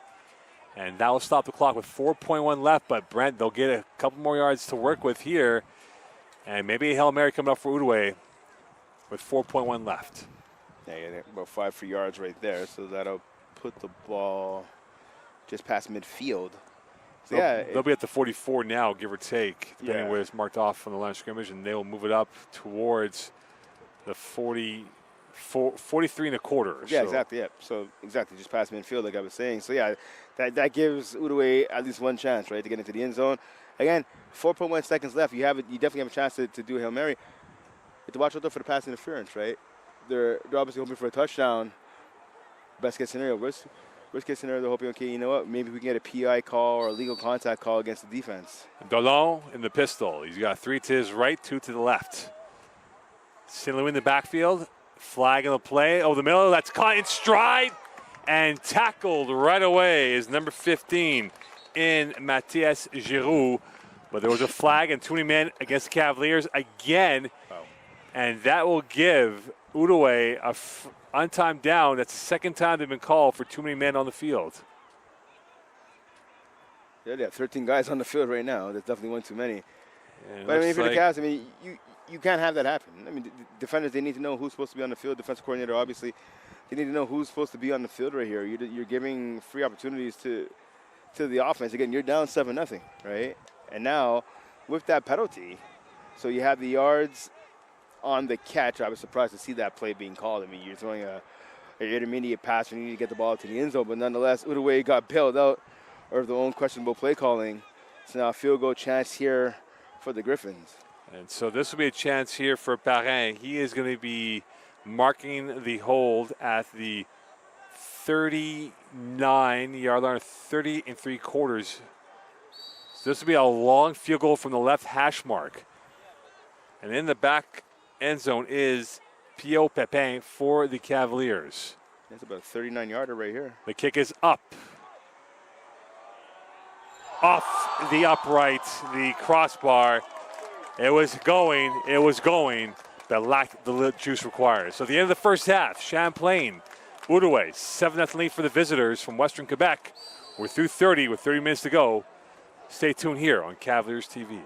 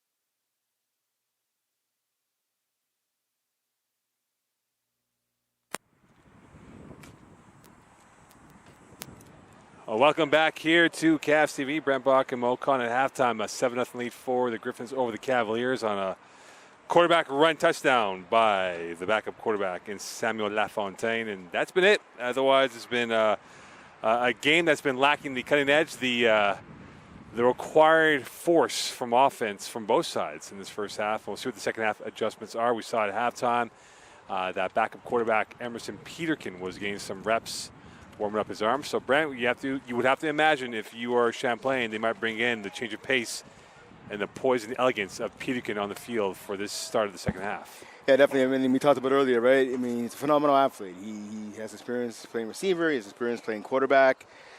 We had a chance to talk to some of his teammates who came to the game down at McGill this past Friday as McGill took on the University of Sherbrooke at Molson Stadium, and they were all like, you know what, like Peterkin, phenomenal player. They're happy he's on the team. So good 1-2 punch at quarterback with De La Sala and Peterkin. So obviously, it is what it is. Champlain right now is looking for a spark offensively. They're going to need something. So perhaps they turn to Peterkin maybe even to start the second half of action just to give a little bit of juice, a little bit of life to this offense. Well, the offense, when you look under Luca De La Sala, unfortunately, it was endured, not enjoyed in terms of what they did in the first half.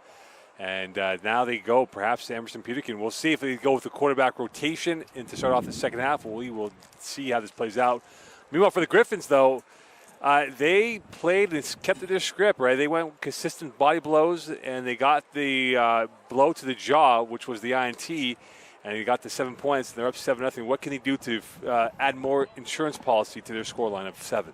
Well, they need to do what they've been doing, right? The key to winning is having a great run game and a great defense. Both things definitely travel throughout the regular season. But we see right now in week 1, Julien St. Louis is running the ball effectively, getting big holes from his offensive line up front, making defenders miss in the backfield, and finding those holes and just exploding down into the second level. He's had a couple of big runs so far, but we have to imagine he's just wearing down his Cavaliers defense. So you might see a couple even bigger runs later on. And again, that defense, it came up with the INT. They're winning the line of scrimmage. The battle at the line of scrimmage is pretty much what they're doing. They're getting into the backfield. They're stopping the run. They're getting after the passer.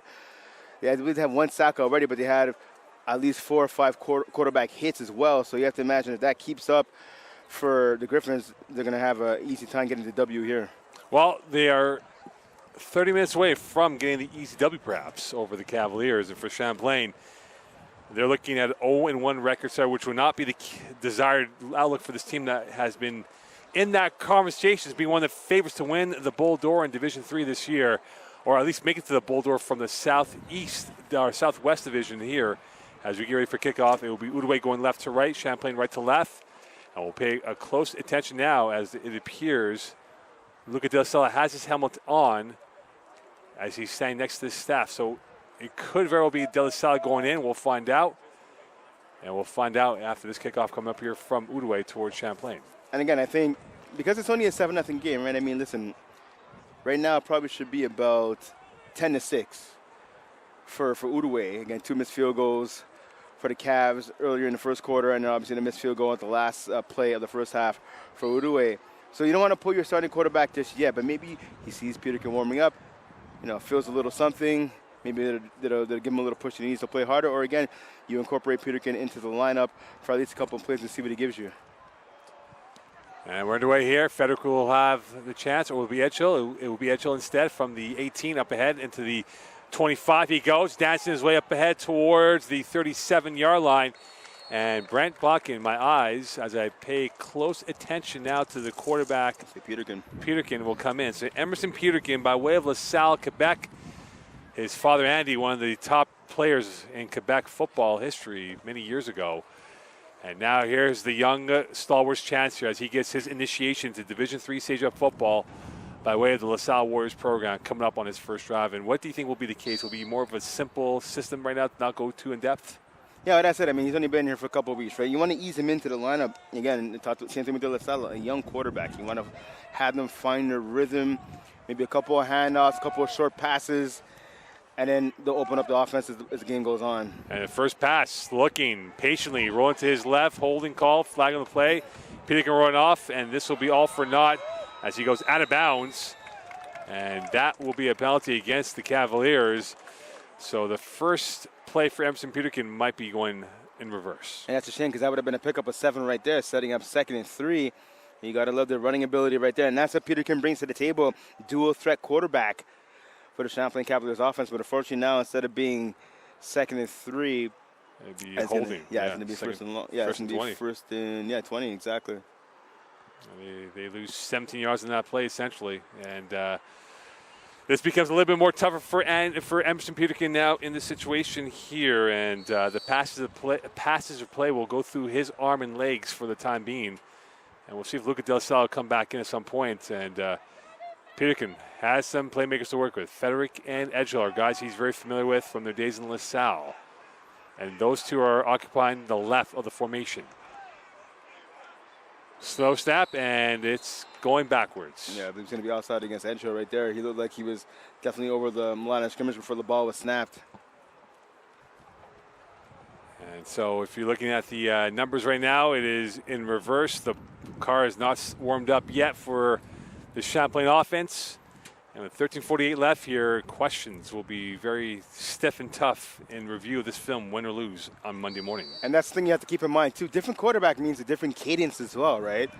The Lasada had a cadence that everyone was used to. Now you put in Peterkin. Peterkin's more of a quieter kid on top of it. So you have him there calling the huddle and calling at the line of scrimmage. You know, maybe the difference in the cadence is threw off the offense. Pitch pass called by Frederick.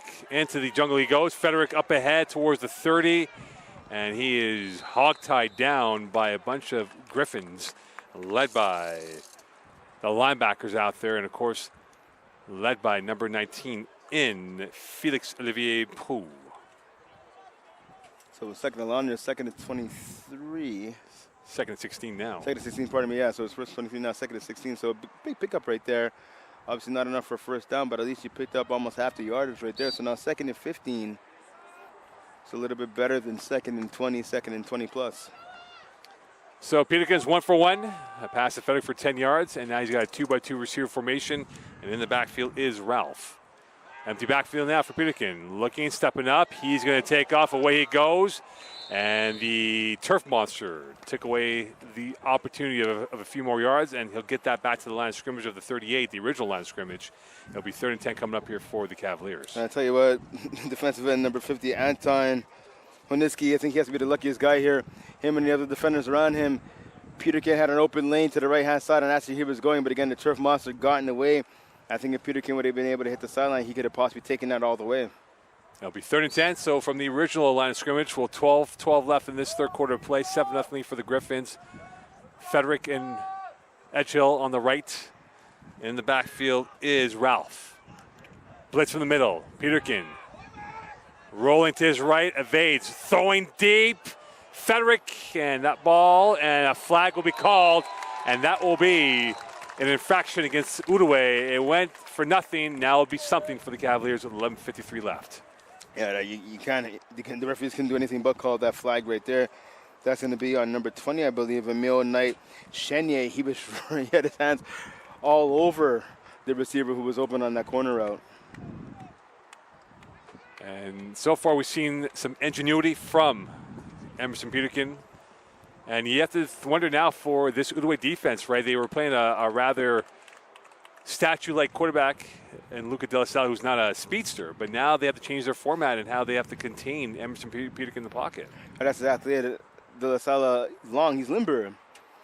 You would think with his size he'd be able to run. I mean, he has that long reach and whatnot, long legs, but he's more of a pocket passer. So now you put Peterson into the lineup. Again, he's a dual threat quarterback. This is how the quarterback position has evolved over the last 15 to 20 years. Run, middle, and a somersault finish. And a tackle by the INT specialist, Xavier Demers, against Jaden Ralph. And he'll get that over into the plus territory for a 2nd down coming up in 7. And also just going back to that previous play, you like the fact that Peterkin went deep, right? And that's been lacking in this Cavaliers offense, at least so far in the first half of the season. Peterkin is not afraid to air it out to his receivers. And he talked about he has a history with guys like Edgehill and obviously the other receiver on the outside as well, too. And Frederick Jr. So obviously he's going to rely on that history to make some plays. Again, rolling to his right, launching far sideline. Frederick, and the 50-50 ball won this time by Emile Knight-Chenier on Frederick. And he gets that battle. It'll be 3rd and 7 coming up here from the 54 with 10:55 left here in this third quarter play. So you got to like the ability of Knight-Chenier to bounce back. Again, he got the PI call a few plays ago right there. One-on-one coverage. Either he makes the play or Frederick is going up and catching that ball, perhaps getting into the end zone. So nice job by him. Shake off the earlier penalty and come up with a big pass deflection right there. So a 3rd and 7 coming up from the 54-yard line. Brent Bach and Mo Khan, 7-0 lead for the Griffins over the Cavaliers from Seaway 3 on a Sunday afternoon. And again, if you had the over, you're not looking good. Not looking good, but I mean, again, the game's young. New quarterback into the game. He's exciting. Let's see. We might hit that over. Well, we're approaching 5 on this possession. Peterkin firing far sideline. Frederick got it. And a first down for the Cavaliers. And again, Brent, you must wonder in the game of chess if maybe we might see an overload towards wherever Edgehill and Frederick are lined up if you're the Outaouais defense, because that's been the primary 2 targets for the Cavaliers today. Well, you'd have to. I mean, listen, let's be honest. Those are the 2 best receivers in this Cavaliers offense. Last year, you had those 2 with Noah Sassy and Emile Gregoire. Again, Gregoire's a name that we haven't mentioned yet. His absence, his departure from the team, a huge hole in this lineup. But again, right now, you have the 2 top receivers, as you talked about, in Frederick and Edgehill. If you're the Griffins defense, if you weren't doing it already, you better start doing it soon, rolling your defense over towards them. Peterkin, handoff, Ralph. He's got a hole, up ahead, spinning, turning, using his calf muscles to get up ahead, and he's tackled at the 30-yard line. And now the honesty of the RPO is much more prevalent now, Brent, because of Emerson Peterkin's legs. Well, that's exactly it. I mean, listen, the run-pass options you talked about, and even I talk a lot about the running game, open up the passing game, but it does the reverse as well. We saw now on our previous play that bullet from Peterkin to Frederick on the outside to extend and try to pick up the first down. That causes the defenders to play back a bit. That causes the halfbacks to drop, the safeties, the linebackers, and that opens up your running game. So big run right there, picking up the first down for the Cavs. But again, the pass and the run working hand in hand. So timeout called on the field as there was a Griffin player being brought off, and that is number 52 and Pierre-Luc Defort, who will be brought off, the linebacker being brought off for the moment here. Defensive line, that is, I beg your pardon, and that will be 9:35 left. So a long sustaining drive as we approach 5:30 on this drive for the Cavaliers as they are looking to get some points here. They lost 6 in the first half on 2 missed field goals, or 2 botched field goals, however we're going to call it as. And right now, Brent, this drive is looking rather decent for them against this Griffin defense. It is, but listen, this is not the first time the Cavs have marched down the field offensively, right? They need to get the ball into the end zone, or at least the worst case scenario, get 3 points on the board. They're 0 for 2 with the latter. Let's see if they could work on the former and get that ball into the end zone. Again, they have a breath of fresh air right now. A breath of life has been blowing into their offense. Let's see if they can build on it. Peterkin firing, far side, dropped. And that was going to go for a few yards. That was dropped by Ralph, who had about a couple more yards open in the real estate department next to the Cavalier bench. 2nd and 10 coming up. Yeah, you would have liked to see that pass just to be a bit higher. I think Peterkin got a little excited right there. The running back was open in the flats, which you talked about, Mo. He was good for at least 7, 8, if not more yards, definitely picking up the first down. So you'd like to see the quarterback deliver a bit more catchable ball. Yes, the ball hit the receiver in the hands, but he had to kind of stop in his tracks and to bend down for it. You hit him up high, you hit him in stride, that's at least a first down. South of 9, 2nd and 10 from the 30. Edgehill is now in the backfield. Blitz from the Griffins. Play action. Peterkin's got time, rolling to his left. And he will take off. Peterkin sliding again, and you have to wonder if his cleats are compatible to this field, because that's twice he slipped and he didn't get the afterburners on to get a few more yards. It'll be 3rd down coming up. And that's a shame right there, because he would have picked up a couple more yards. Definitely, you have to give credit right there on his injured player and one of the offensive linemen, one of the big boys up front for the Cavs. But you would have liked to see Peterkin right there pull the trigger. He had Nick Tretteau open. He had a separate 2 on his defender, in the back of the end zone. But give credit, though, to the Griffins defense on the short routes where Peterkin was looking first, in the intermediate routes at least, their guys recovered. And with 8:28 left, stoppage in play from the 25-yard line, 3rd and 5 for the Cavaliers, and that appears to be Noah Roy, who is down on the ground, the veteran lineman. I beg, but that's not Noah Roy. He's actually in the huddle, I believe it is. Can't tell the number yet. We'll figure it out as soon as they get up. But right now, it is a 3rd and 5, an untimed timeout here for the Cavaliers. That gives Peterkin a quick breather here to kind of reassess his options for what he has to go with. But, you know, you're nearing the score zone, Brent, and you have to come away with points, whether it's 3 or 7 on this possession here. They're going to have to. So now 3 and 5. Again, we talked about 3rd and short gives you a lot more possibilities, a lot more plays with which to choose from. But right now with Peterkin, I think it opens up the offense even more. Listen, he's seen the run-pass option. He's not afraid to chuck the ball downfield. He could buy time in the pocket for his receivers to get open, and that's the key. It's not just about being able to run and pick up yardage with your legs. It's buying time for your receivers to get open and the short passes, the intermediate routes, and obviously, of course, with the deep routes. So it's going to be key right now if you're the Griffins. They're going to have to either have a spy on Peterkin for the linebacker or halfback position, or they're going to have to find a way to get to him right away via the pass rush, because you don't want to give him too much time. So right now, if you're head coach Sean Main, again, you have a plethora of choices right here to go with on 3rd down. And I think right here, I know it's early in the second half, but I think right now they're in 4th down territory. And by my count, it looks like it is Noah Roy who's having his left calf looked at. It might be a cramp, or it could be a little bit more serious. We don't know, but it is a warm day, and it definitely is unforgiving with the turf being how hot it is on the bodies right now. And, of course, they are wearing all black, which definitely increases the body temperature. There's always that rule, right? Some of these warm weather teams in the NFL, they wear their white uniforms to avoid the heat during the daytime for 1 p.m. kickoffs. So Noah Roy, the captain of the O-line, and he definitely is in severe pain. That is a bad cramp right now. I mean, that's what you're hoping. You're hoping it's only a cramp. You don't want it to be a calf strain or a calf tear. I can tell you, I've had that happen before.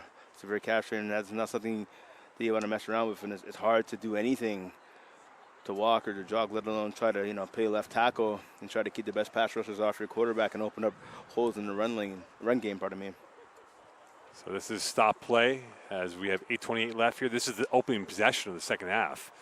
So the Cavaliers are approaching 7 minutes left, and you have to wonder with this untimed timeout here for both teams here, it gives a respite to the Outaouais Griffin defense because they were on their heels being on the field for so long of nearly 7 minutes.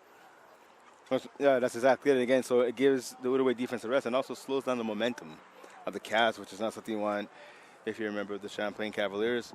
So they're going to have to find a way to finish off at the very least this next play, and it looks like, unfortunately, probably this next series without being number 77, Noah Roy, who's now getting 2 players off the bench to help him onto the sideline.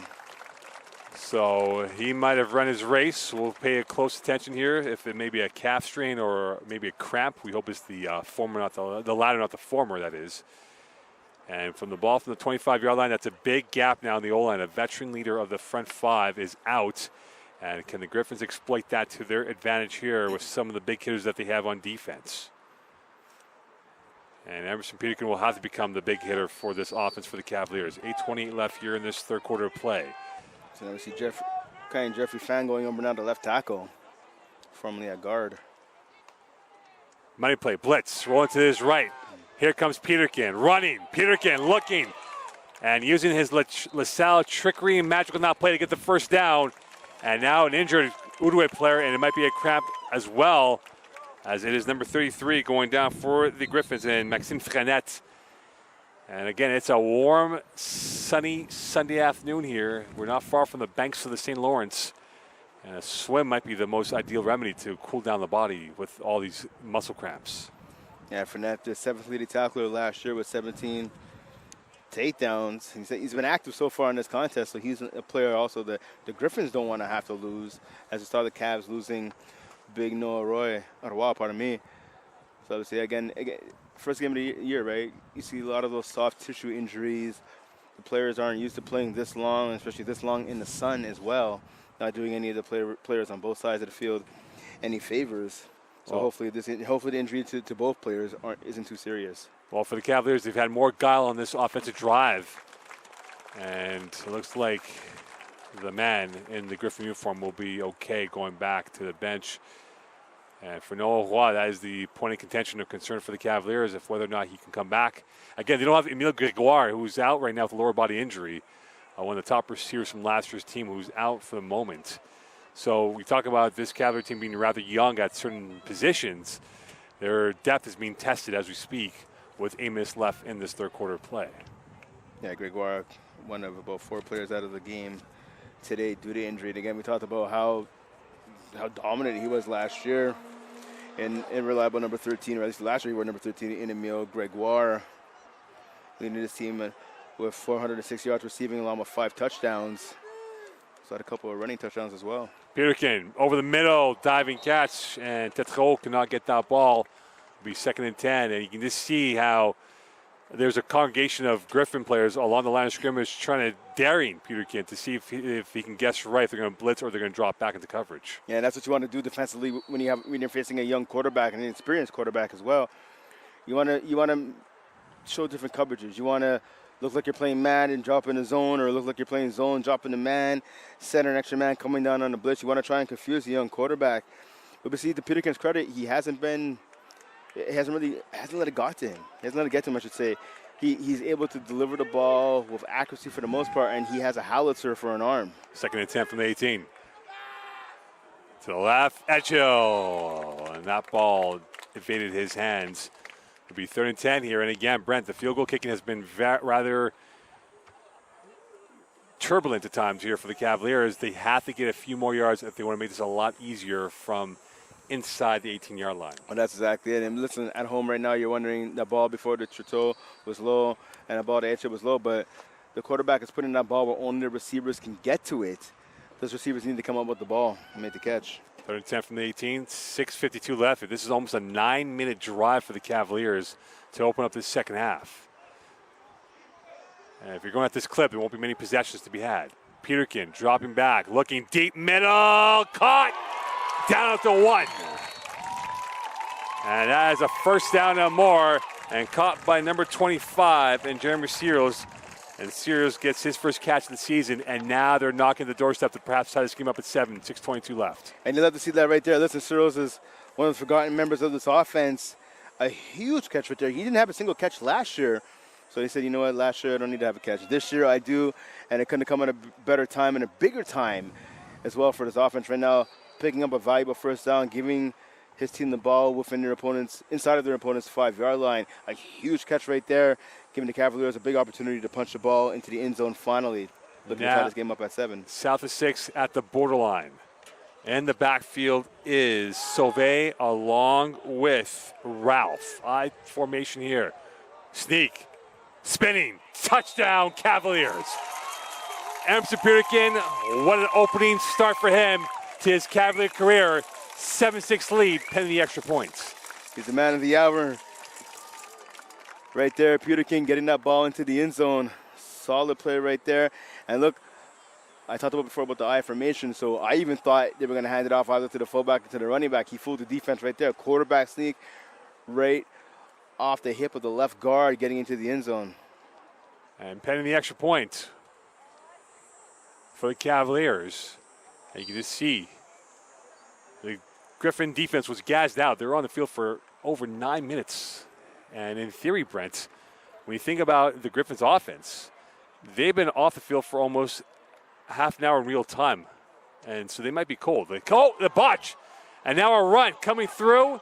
And again, the chaos of the extra point attempt and field goal kicking for Champlain has been evident. And it remains a 1-point lead for the Griffins. And you have to wonder here for Dalton English, the special teams coach, what they have to do. And this has been a complete disaster for the Cavaliers on teams. Yeah, definitely. I mean, listen, 2 missed field goals, saw a missed extra point. Listen, they had all the momentum, right? They come in, they start the second half, they move the ball down the field, chew up a lot of time. They finally get the ball into the end zone, and then just to miss the extra point. It's a bit of a downer right there. But listen, right now, they don't have all of it, but now they still have at least a little bit, still some momentum. So now let's see if their defense, they got a rest. They had the halftime off, obviously, the halftime break, I should say. They had the first couple, almost 10 minutes of this quarter off as well. So now they had time to rest.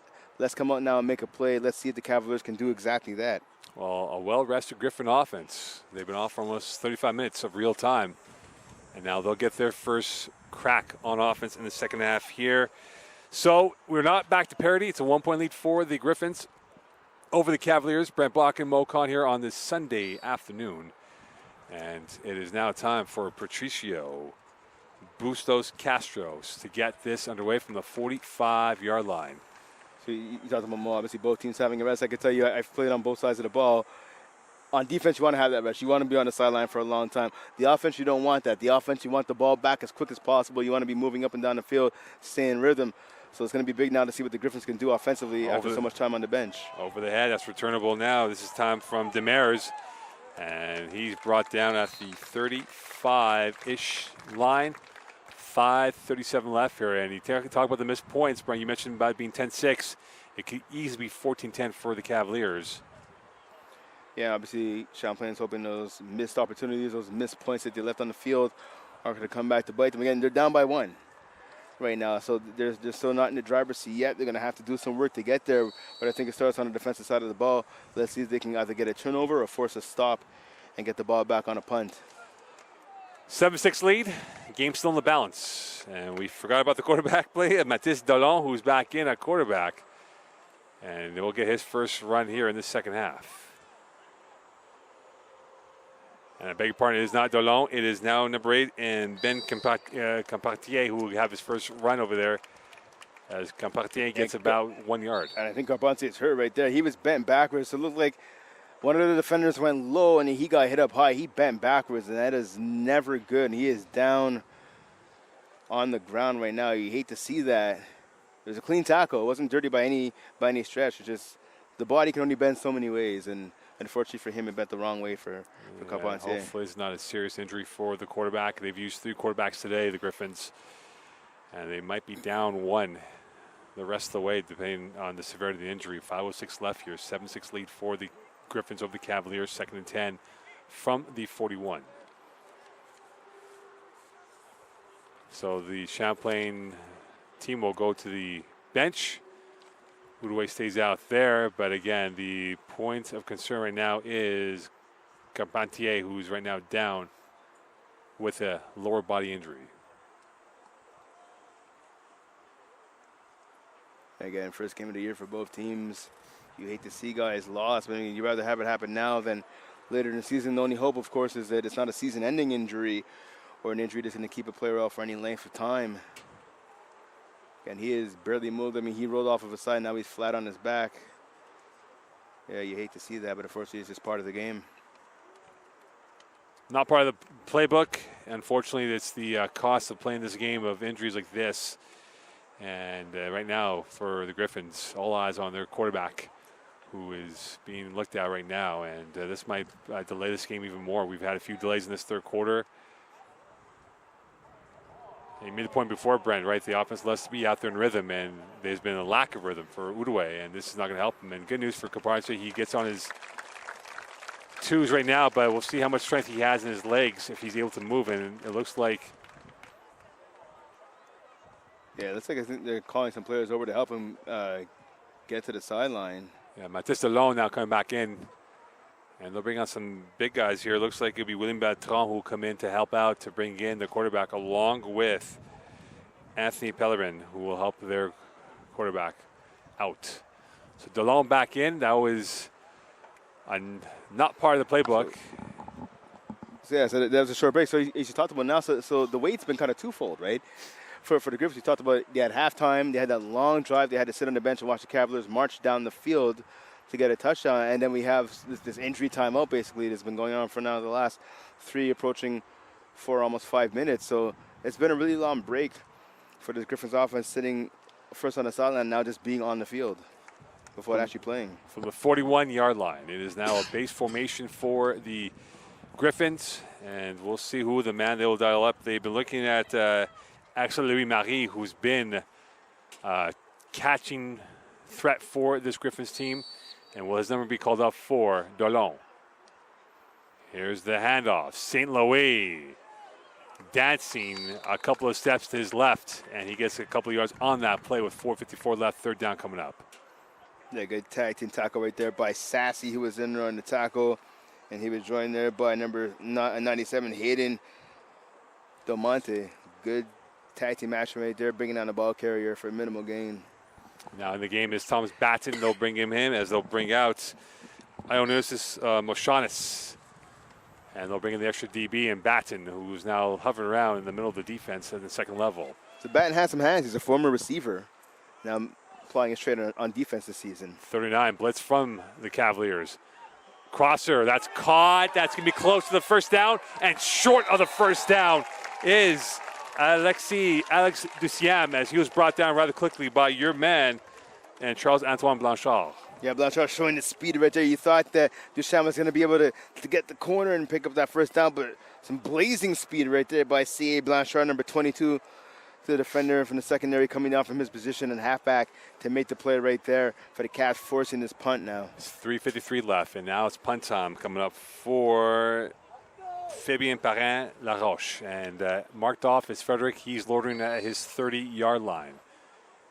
And Parent-Laroche is at his 32-yard line. He's got a booming leg. Can he get one off and pin the Cavaliers? That's a high snap.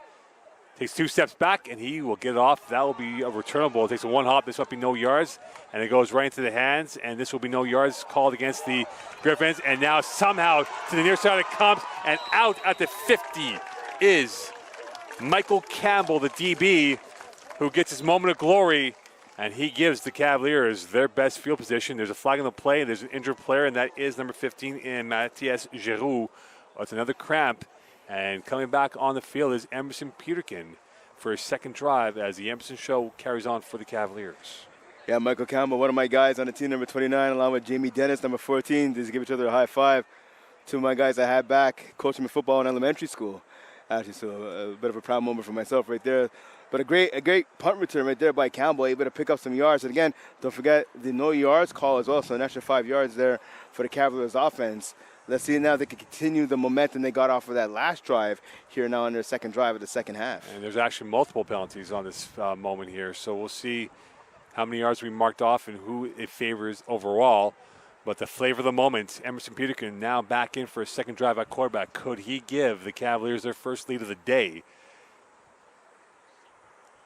And for the Griffins, they're starting to lose bodies a little bit more than the Cavaliers at this point in the game.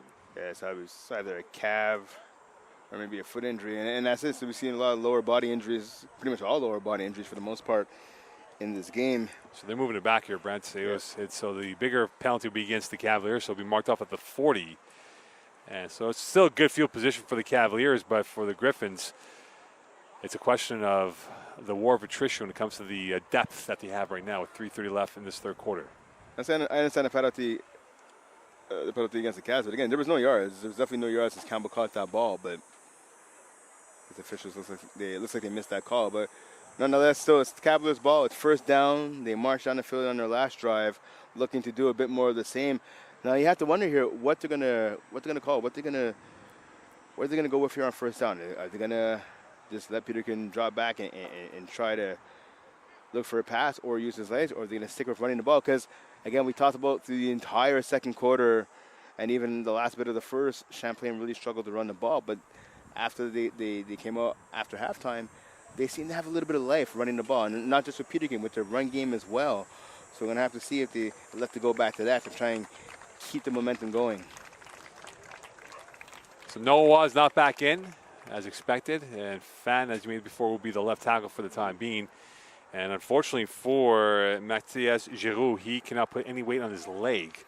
Yeah, that's his left leg right there. And see, that's a big blow because he's one of their top receivers as well. So losing him for any stretch of time is going to be a big hole in this offense that the Griffins are going to have to try and overcome. And now is Emerson Peterkin, who's back out there. Can he use the dark arts of football to his advantage? He did in the first drive. He went almost 10 minutes and got that touchdown. And now with 3:28 left, he's back on the field, looking to add another chance. Play action for Peterkin. Going deep center field. Frederick through his hands. And in on the coach was Emile Knight-Chenier. And had he caught that in stride, it might have been the house for 7. Now, I understand Frederick had to jump out to get that ball, but you know what? That ball went right through his hands. He has to make that catch. Listen, it's easier said than done for here in the broadcast area. But Peterkin just threw a dime right there. Frederick has to find a way to come down with the ball. And there was a beta Beth here for this Cavalier fan base to kind of pop at Seaway, waiting for that explosive play to happen with 3:08 left in this third quarter of action. Edgel, the second receiver to the left. Ralph in the backfield, tight end to the right. 3 down linemen for the Griffins. And here is Peterkin looking towards the left, firing away, and almost picked off the hands of Frederick. And right there was Knight Chenier. And again, Frederick's been very suspect with his hands in the second half here, Brent. Yeah, it's a drop right there. Now he's actually down on one knee. Looks like he just might need a breather, I think. I don't think he's actually hurt. He just might need a breather running that deep post route before and then having that passes bounce off his hands right there. I think he just needs a break. That's his 3rd drop in this quarter alone. And he was off to a great start in the first half. And so Frederick now being looked at by the training staff here. 6'2", 175-pound receiver. So we see he's going to be replaced by number 82, Tristan Maisonneuve. So let's see what he could bring to the lineup. So subbing a little bit of size for perhaps a bit more speed. We'll have to see how this goes now. 3rd and long, 3rd and 10 facing the Cavs offense. What you don't want right here, though, is a 3 and out if you're the Cavs. Listen, your defense came up with a big stop. You got the ball back. You want to at least reward them by having them stay on the sideline for a little bit longer. You're trying to march down the field and get your first lead of the game. 2:55 left. Frederick looks like he's going to be okay. And now a chance for the Griffins to get off the field and force a 3 and out. Sun is bearing as it descends towards the west, to the right of the field, to the left of the field, or to the right, our right. And Peterkin looking to get this going the other way. So we'll see what this offense can do now without Frederick. They are down another weapon. The artillery that they've had of depth to work with, not there beyond Frederick and Edgehill. 3rd and 10 from the 40. Peterkin passing down, pressure to the left, throwing open, one hopper. Intended for Edgehill. He was open, but that ball lacked the space required to get to Edgehill in a 3 and out for the Cavaliers. Yeah, it looked initially like that play was going to be a screen. The D-line got into the backfield so fast. I was like, okay, is the screen going to be coming? Or maybe even a hitch pass to the outside to Jeremy Searles, who was lined up wide on the right-hand side. But no, that was just the O-line not doing their job and giving the quarterback some time. Because as you mentioned, Mo, Edgehill was open, but the quarterback had to get rid of the ball so quickly, didn't have time to really set his feet and put his all into that throw. Punt coming up here for the Cavaliers. 2:44 left in this 3rd quarter play. 4th and 10. And a chance for the Griffins to extend their lead. High in the air. Returnable center field. That's caught to the 35. No yards will be called. Or will be a flag against Outaouais. We'll see. Yeah, I believe he's going to be blocking the back against Outaouais. Nathan Seguin was the returner. And in on the tackle was Philippe Olivier Pepin. And this will be a penalty that might be going in favor for the Cavaliers. We saw the speedy number 29 again, gunner on special teams, Michael Campbell. He got down there, tried to make a tackle, but he was blocked from behind by number 24, Samuel Breton. So I believe that's going to be the call going against Outaouais. 2:30 left here, 1st and 10, and it will be, for now, at the 38-yard line officially. So yeah, the penalty got declined by the Cavs. So instead of making them kick again, instead of kicking again and having your punt coverage team had to run down the field, they elected to decline the penalty. 1st and 10 from the 38. Dolan in the backfield, St-Louis to his immediate right. 3-by-2 receiver formation for the Griffins. Looking to his left, firing deep, far side corner, incomplete, intended for Alex Supernal, who's had a fabulous game. But there was coverage from not one but 2 Cavaliers. And a big hit right there by big number 99, Jared Donaldson. Talked about him earlier in the game, the defensive tackle. The one technique there, collapsing the pocket, and he got a shot on the quarterback. He landed it really hard on the quarterback as well. I was happy to see there was no flag thrown on the play. The officials is letting the players play, as we've seen, obviously, in the NFL. I mean, you breathe on the quarterback, there's usually a flag. So big hit there by the defensive tackle. No flag thrown. It's good to see. South of 2 in this 3rd quarter play. Dolan. To the right it comes. Caught, and nothing but a minimal gain coming up for Felix Demers. And for Demers, his first catch of the season, and he was brought down rather quickly by Caleb Sassy and his teammates. Yeah, Pepe, number 12, was in there as well. Good tackle by him. So almost getting his hand on the ball there was Ioannis Masanis there, the linebacker blitzing down from the will linebacker position, almost got a hand and batted that ball down. Missed by about an inch or two. And Thomas Bannon now playing the left Russian in this formation. 38 from the 40 for the Griffins. Dodon looking to his right. Time. Firing. And a slip right there from Axel Louis Marais in on the coverage was number 21, Samuel Hurtubise. It'll be a 3-and-out coming up for the Griffins, and it'll be Champlain ball with 1:04 left in this third quarter of play. Yeah, Marais there with the deep out route. You could even call it maybe a shallow corner route. He was open. He had a separate two on Hurtubise, but again, slipping on the field. So we saw it caused Peterkin to slip up a couple of times, and right there caused Marais to do the same thing as well. So luckily that worked out for the Cavs. And now a punt coming up here for the Griffins. It is number 21, of course, in Parrain Laroche. And Jaden Edgehill now returning punts as he is going to chill at around his 35-yard line. Good snap. Blocked. Takes a bounce fair for the Griffins. Into the center field line it goes. Still alive, flagging the play. But another block for the Cavaliers on the special teams units. So we saw there was three guys in there. It might have been Blanchard, actually. I think number 22 coming up with the block.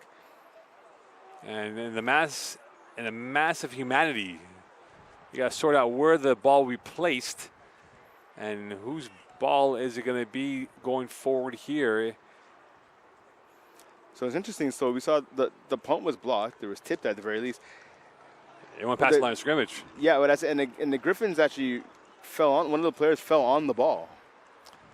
So it'll be Champlain ball because there was literally a fork in the road of both offenses out there. Who's going to stay? So Champlain will get fabulous field position to work with on this drive coming up here from Seaway 3, 42.8 left in this quarter. And for the time of possession, Brent, I would imagine it's almost 13 minutes for the Cavaliers in this quarter.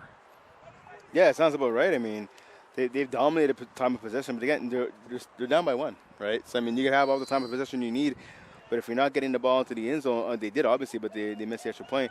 But if you're not getting the ball multiple times into the end zone or at least getting field goal attempts, it's not going to matter. So let's see if the Cavaliers can reverse that trend right here and get that ball past the goal line. Peterkin rolling to his right, short pass, that's caught, open space to work at far side, up ahead, and away they go. Sauvé brought down by Demers, and a first down and a flag in the play as well. And this might kill the vibe if it's against Champlain. And if it is, it's inexcusable. It might be taunting or something. A simple play right there by Peterkin. Afraid to hand off, throw the ball to the flats to the big fullback. He's able to pick up some yards. Yep, it's going to be against the Cavs. And that's just a silly penalty again. Listen, this is a team who they need all the offense they can get. They need all the production they can get. And taking a silly penalty like that after a big gain in a first down is just it's a killer. It goes back to the scene of the crime, back to the 40 they go. So as if the play never happened. Yeah, well, that's exactly it. And it's unfortunate because it was a really big play. Well, we might have 15 intriguing minutes left in the fourth quarter. For the Cavaliers, they've had the thick of the possession in this third quarter. And now trying to get the first lead of the day for themselves. Handoff left side. Ralph gets around one, gets around two. Tackled by the third player in Samuel Breton. And this will be a second down coming up for the Cavaliers as we go into the fourth quarter. And an injured Griffin player on the field, that is number 52 in Pierre-Luc Defort, who's slow to get up. But we go into the fourth quarter. Champlain is driving, and they're down by a score of 7-6, Brent. And again, the depth being tested for the Outaouais Griffins with so many guys going down due to lower body injuries. Yeah, definitely. The injuries are piling up for both teams, but especially the Griffins right here. I think the last three players that have gone down have all belonged to the Griffins. Good job, though, by the running back, able to pick up some positive yards. Looks like he was going to be hauled down for a loss or at least no gain. Alexi Riopel, number 2, showing his speed again, the best defender on this team last season, leading them in sacks and as well as tackles for loss with 7. Not able to get the tackle for loss right there, though, on that play.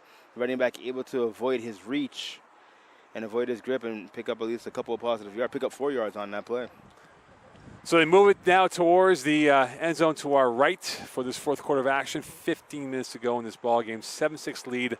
The tail of the tape, Brent, who has the momentum going in this fourth quarter? Oh, Champlain, I mean, it's clear as day. It's just they have to get out of their own way. They got to stop taking silly penalties. And they need to, again, get the ball into the end zone. Right now, listen, offensively, De La Salle tried his best. He had a couple of good throws. He had a couple of mistakes, obviously the big one being the INT towards the end of the first half. But they had drops. They had no running lanes with which to go to. Even De La Salle got pressured multiple times when he dropped back the pass, so you can't put all the blame on him. But we've seen Peterkin has come in there. He's giving them a boost of energy. He's mixing the run. He's mixing the pass. He's slicing and dicing his defense. But again, right now, last time I checked, it's still a one touchdown for both teams. The Cavs have the advantage, but they have to take this opportunity now to get that ball into the end zone. I'm saying it over and over, but again, points matter, right? And when you're in a defensive slugfest like this, where both teams are really playing great defense, mistakes are the only thing that's going to separate you from the other team. And right now, the Cavaliers have more mistakes, but they're having a chance right here to atone for those mistakes. But to do that, they need to get a touchdown. Well, with Emerson Peterkin has been more vibrant and more freedom involved with this offense, the ingenuity of his legs and arm has been much more evident for this Cavalier offense in the second half than before. And now for the Griffins, can they guess right? Can they switch the questions on this Cavalier team? Champlain starting to tighten the screw in this game here to start off this fourth quarter. And drops, who I talked about before, De La Salle has suffered some drops. Peterkin has suffered some drops from his receivers as well. They're going to have to clean up their act as well on the outside. 2nd and 6. Plenty of time for Peterkin. Rolling to his left. Launching. Open. Edge hill. Got it. Out of bounds at the 5. And the starburst and the gold dust of Jaden Edgehill coming up big on that play. Starburst, the gold dust, the speed of Edgehill pretty much came up on that play. He actually had to slow down to catch that ball. That ball by Peterkin was just a little bit behind the receiver. Did a good job of stopping and finding that ball in the air. I think he was able to get that ball a little further. Edgehill would have caught that and tried for the TD, but nonetheless, a huge play right there. He's able to pick up even a couple of yards after the catch right now, putting the ball at the 11-yard line. The Cavaliers right now are rolling. At the 11, they're in the red zone. And the chance here with Gordon in the backfield. Peterkin, can he get the first lead for the Cavaliers? Hand off Gordon. To the left he goes, bouncing out, twisting, turning, looking, waiting, stopping by number 57 in William Pelletier as he got in the tackle. And now a little pushing and shoving. And this might be OC's going against not one, but two players. This might be offsetting here, Brent. I mean, you have to hope so if you're a coach for either team, right? There we see both players pushing and shoving. Now, number 44, Xavier Demiris is not going to get credit. He missed the tackle, but he was able to get ready to that backfield right away, caused the running back to have to try to switch directions to spin off, which bought some time for some other defenders to get down there to make the tackle. So it appears this is going to go against Outaouais. And the coaching staff for Outaouais is a little bit... up in arms, to say the least. A pantomime reaction from the Outaouais staff and from the fan base here on that. So this will be from the goal line. 1st and goal from the 1. They are now at the borderline of scoring 6 points. 14:08 left in this fourth quarter of play. See an injured player, though, coming off. One of the big boys. I think it's Tyler Sophie, actually, number 5, the fullback, coming off for the Cavs due to injury. Could they plug it in for 6? Could the Cavaliers come up with a play? They've been hunting for this touchdown. They've been hunting and hounding, and now they have their tails up, looking to get themselves another touchdown to work with. Peterkin jogging back to the huddle. Could the Griffins come up with not 1, not 2, not 3, but maybe 4 stops on this next sequence coming up? You're about to find out. That's why you got to watch. I think they are watching, Brent. Yeah, college football at its finest right here. Eyeball to eyeball. Peterkin under center. Sneak. Stop. First time. Second plunge is stopped. A big stand for the Griffins on that play. Round 1 goes to the team in gray. And round 2 about to come up right now. And that's it. Rio probably leading the charge right there defensively. He was in there. I believe Knight Chenier was in there as well for his team defensively. Listen, that quarterback sneak worked the first time. can imagine the offense is going to have to be a bit more imaginative right here on second down. You have a big man, you have Aaron Keats right there in the backfield. Give the ball to him. He's the biggest running back they have right now on the field, especially with Silvio. Give the ball to him. See a timeout, though. A smart timeout, I think, called right here by Sean Main, head coach of the Champlain Cavaliers. Listen, it's second and goal, second and, you know what I mean, from the 3-yard line. You have a chance now. Think about what you want to do here offensively. You saw right there the quarterback sneak didn't work. Do you want to go back to that a second time? Do you want to have a hand up the gut to one of your bigger running backs? Do you want to go maybe play action fake, quarterback bootleg to the outside? You have a lot of options you can go with here. Smart. Take a timeout, discuss it with your offense coordinator, discuss it with your team, and then decide what you're going to do. 7-6 lead, 13-12 left here. Brent Bach and Mocon on this Sunday afternoon. Fourth quarter action, the last game of the Siege Up weekend here from Seaway 3. Our next broadcast will be in 4 nights' time on a Friday night. Friday Night Football we have. Yeah, it should be good. I believe that is the date of September. I forget. I've lost track. I've lost track. I want to say it's the 9th. I could be wrong. I will check that right now, though. And right now, they'd love to check in a touchdown here. 13-12 left. The 8th, I was off by a day. September 8th. September 8th. And that's next weekend. Here is Peterkin. Fumble! Peterkin got it back. It looked like it was disaster from the start. That snap was wide to the right. He caught it, and the symmetry, the rapport was not there on the handoff exchange. Yeah, there's an injured player. One of the Cavs is actually helping one of the Outaouais players is down in the end zone. Round 2 goes to Outaouais. Yeah, round 2 goes Outaouais right there. Again, so I talked about earlier, new quarterback. Really a new quarterback. Just joined the team a few weeks ago.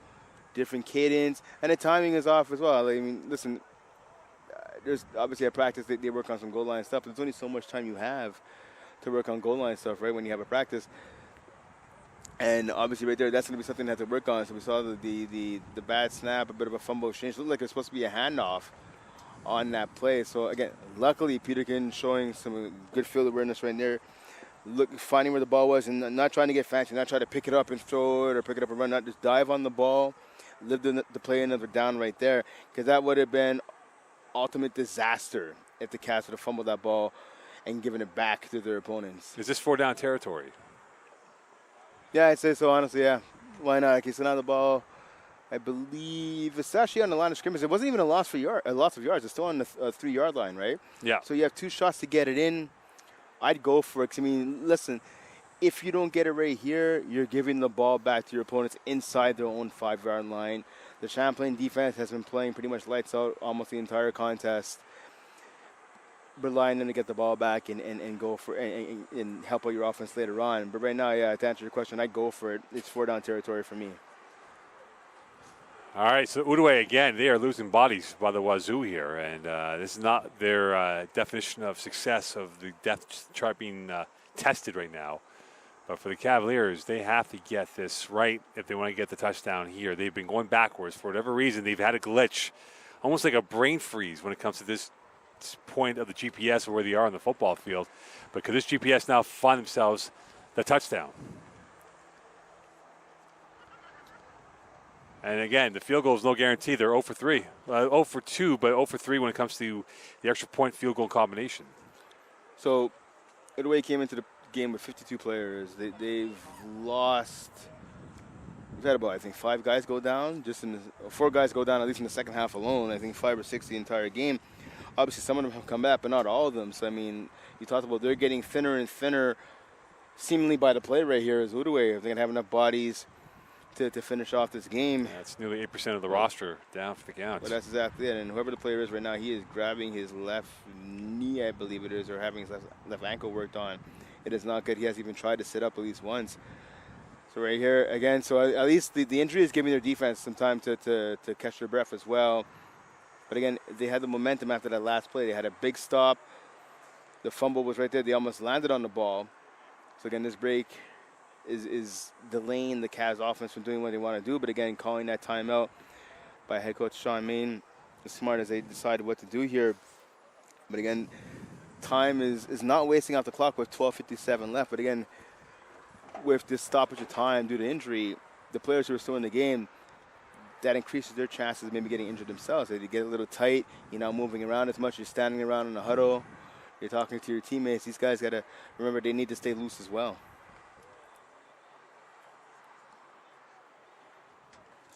So the cramps is a term that no one wants to have.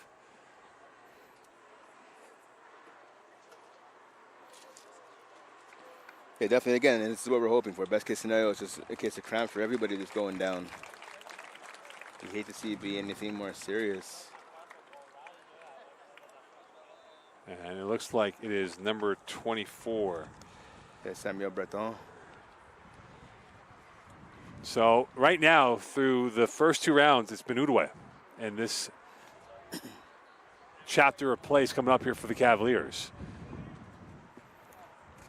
Well, I mean, if you want to call this first rounds of the way, I think you have to give round 3 to Champlain. They finally got on the board. I'm talking about this drive right now. This sequence fair enough. of what we hear Fair enough. Of what it is. So round 3 of this situation now, it's been goal line pretty much for the Cavaliers. Frederick is the width on the left. Tetreault is now on the right near side. Could they punch it in? Peterkin running, bouncing, looking. Touchdown! Welcome to the Emerson Peterkin Show. And Outaouais had a first row look, and it's now 12-7 pending the extra point or 2-point convert. Would you go for 2 for the Cavaliers? Yeah, I mean, as well at this point. I mean, special teams, you can't rely on them in a kicking game. So, I mean, you may as well go for 2. Good block, though, by the running back, Jaden Ralph, number 20. He was able to help seal one of the edge defenders along with the right tackle, one of the receivers as well, providing just enough space for Peterson to get past the second to last man. He got past the last man all by himself and to finally get the ball into the end zone. But again, a great block there by Ralph. It's a utopian world now for this Cavalier offense under Emerson Peterkin. And with them up by 5, and there might be another timeout called here, or will they play it out? They will play it out instead here. Emerson Peterkin will have to play it, and they'll take the penalty instead here. They did not want to waste the timeout because they would have been down to their last one in the second half here, only with a 1-score game between them and Outaouais. Yeah, well, they're going for 2 either way, so in case, so this drops them back 5 more yards. So it's okay. I mean, which might play into Emerson's hands. I was going to say that. It gives them a bit more space, right? It gives them an opportunity to do a bit more things with that extra space there. So now the ball is going to be at about the 10-yard line instead of the 5 for this 2-point conversion. The poise and elegance of Emerson Peterkin. Blitz from the Griffins. He sees it, steps up. He's going to run for 2. 14-7 lead. The Griffins dialed it up. He smelt it, and he exposed them for 2. Now a 14-7 lead, 12:47 left, and now the Griffins get their chance on offense here, Brandon. Again, they've been off the field for pretty much the entire second half. I was about to say that exactly. They've been off for almost the entire second half is right. So again, and that's courtesy of these long drives by the Cavaliers and, of course, a couple of injuries as well. So again, for a team that's banged up now in Outaouais, they're going to have to find some gumption, find a motivating factor besides obviously trying to get the W here. They're going to have to try to find something to be able to get back offensively to find their rhythm that they had in the dying minutes of the first half here. So well, again, a great touchdown right there. Emerson Peterkin leading the drive. And again, as I talked about, your special teams isn't working. Your kicking game is falling flat for a myriad of reasons. Go for 2. You saw right there, Peterkin did exactly that. 14-7 lead for Champlain. Yeah, Emerson Peterkin was smooth, serene, and certain on that play. And now for the Griffins, they want to be like that and tie this game up at 14 apiece. And this is returnable far side, short cat, and that is now up to the 30. Bouncing out to the near side, space to work with. Here they come, and a tackle that saved more yards as a return from Felix Demers was stopped by Jamie Denis. And now it is Dennis, I beg your pardon. And now it is a first down and a flag on the far side. Yeah, got hustled there by 14, the rookie in Dennis, to make that tackle right there off a long return off of the kickoff.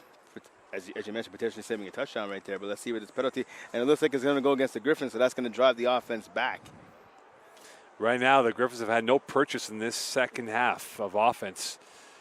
And it becomes a little more tough on them right now. 12:38 left in this ball game from the 30-yard line. Could they get points here? Could Delon get them back in on this? Delon's got a 2-by-2 receiver formation. The Cavs have not got it to Delon yet. Could this be their moment of glory? Handoff. Open hole. Beautiful run. And up for a first down and more. Coming up is Marc-Antoine Cadieux, his first carry of the game. And he surprised them with that beautiful run like a gazelle out there. Yeah, Cadieux, a big run, a big hard run right there as well. Picking up more than enough for the first down. Nice hit, though, by the defender for Champlain. Being on the running back, we live as Pepin. First and 10 now from the 43-yard line. Motion again towards the 10 and right. Here's another handoff, same play. Cadieux's got another hold down the left side into the plus territory, and he's taken out at the knees by Pertubis, and they ran the same play back-to-back, and Champlain did not adjust to it. So Pertubis, he made a great tackle, and he's flexing and drawing some cheers from the crowd, but you know what? That's two long runs in a row where the Griffins picked up first down on consecutive plays. If you're Pertubis and the rest of this Cavs defense, you have to make those tackles closer to the line of scrimmage. 11:15 left here. This is a strong sign here from the Griffins on this drive. Duciam occupying the width on the far right of the formation. Champlain's got 7 in the box. Delon, handoff again. And another run up the middle. They are bludgeoning the front 7. And it's led by Cadieux, who's been absolutely starburst on to the scene for the Griffins. So as the saying goes, if it ain't broke, don't fix it. And that's exactly what Outaouais is doing right now. We see a substitution, big number 95 coming out for the Cavs. And Dean White. So they add another body inside, number 97, Hayden DeMonte coming back in. It's going to be on him and Donaldson and Roland, the rest of the big boys up front to stop the bleeding right now of the run defense. And now Champlain's clogging up the line of scrimmage, daring the Griffins to run it again on a 4th play in a row. Motion from both sides. Delon. Run. St. Louis will get a couple yards, enough for the first down. Caleb Sassy in on the tackle with Lightfoot. And that will bring up a new set of downs with 10 to go in this ballgame. And Brent, they have found a second life here, the Outaouais Griffins. And it's surprising because you would figure the Cavaliers would be fresh on the defensive side of the ball. They look a little bit lethargic playing this Griffin team right now. Yeah, definitely. Perhaps that rest on the sideline was a little too long for them. We see good job, though, by the running back, by St. Louis, Julian St. Louis, number 27 there. He now needed to get the first down. Then he got both hands on the ball, both arms around the ball to protect it. The Cavs are going for the strip. St. Louis. Oh, he went against Sassy, and he got himself a few yards in that play. And the hole he went, and he came up looking like roses. Again, a 5-yard pickup right there on first down, setting him now 2nd and 5. So good job here by the Griffins. Their offensive line is opening holes you can drive a car through right now. You wonder now, could the Griffins be setting up a trap here with a pass play coming up either now or their next ensuing play or two? That's exactly it. Play action fake right there. You fake the handoff. You have a receiver open downfield. This is what the run game does. Trips right to the left it comes. Another handoff. St. Louis around 1. And right there to devour him was Jared Donaldson, the D tackle in his 2nd year. And that stops the river from flowing even more into the Champlain territory.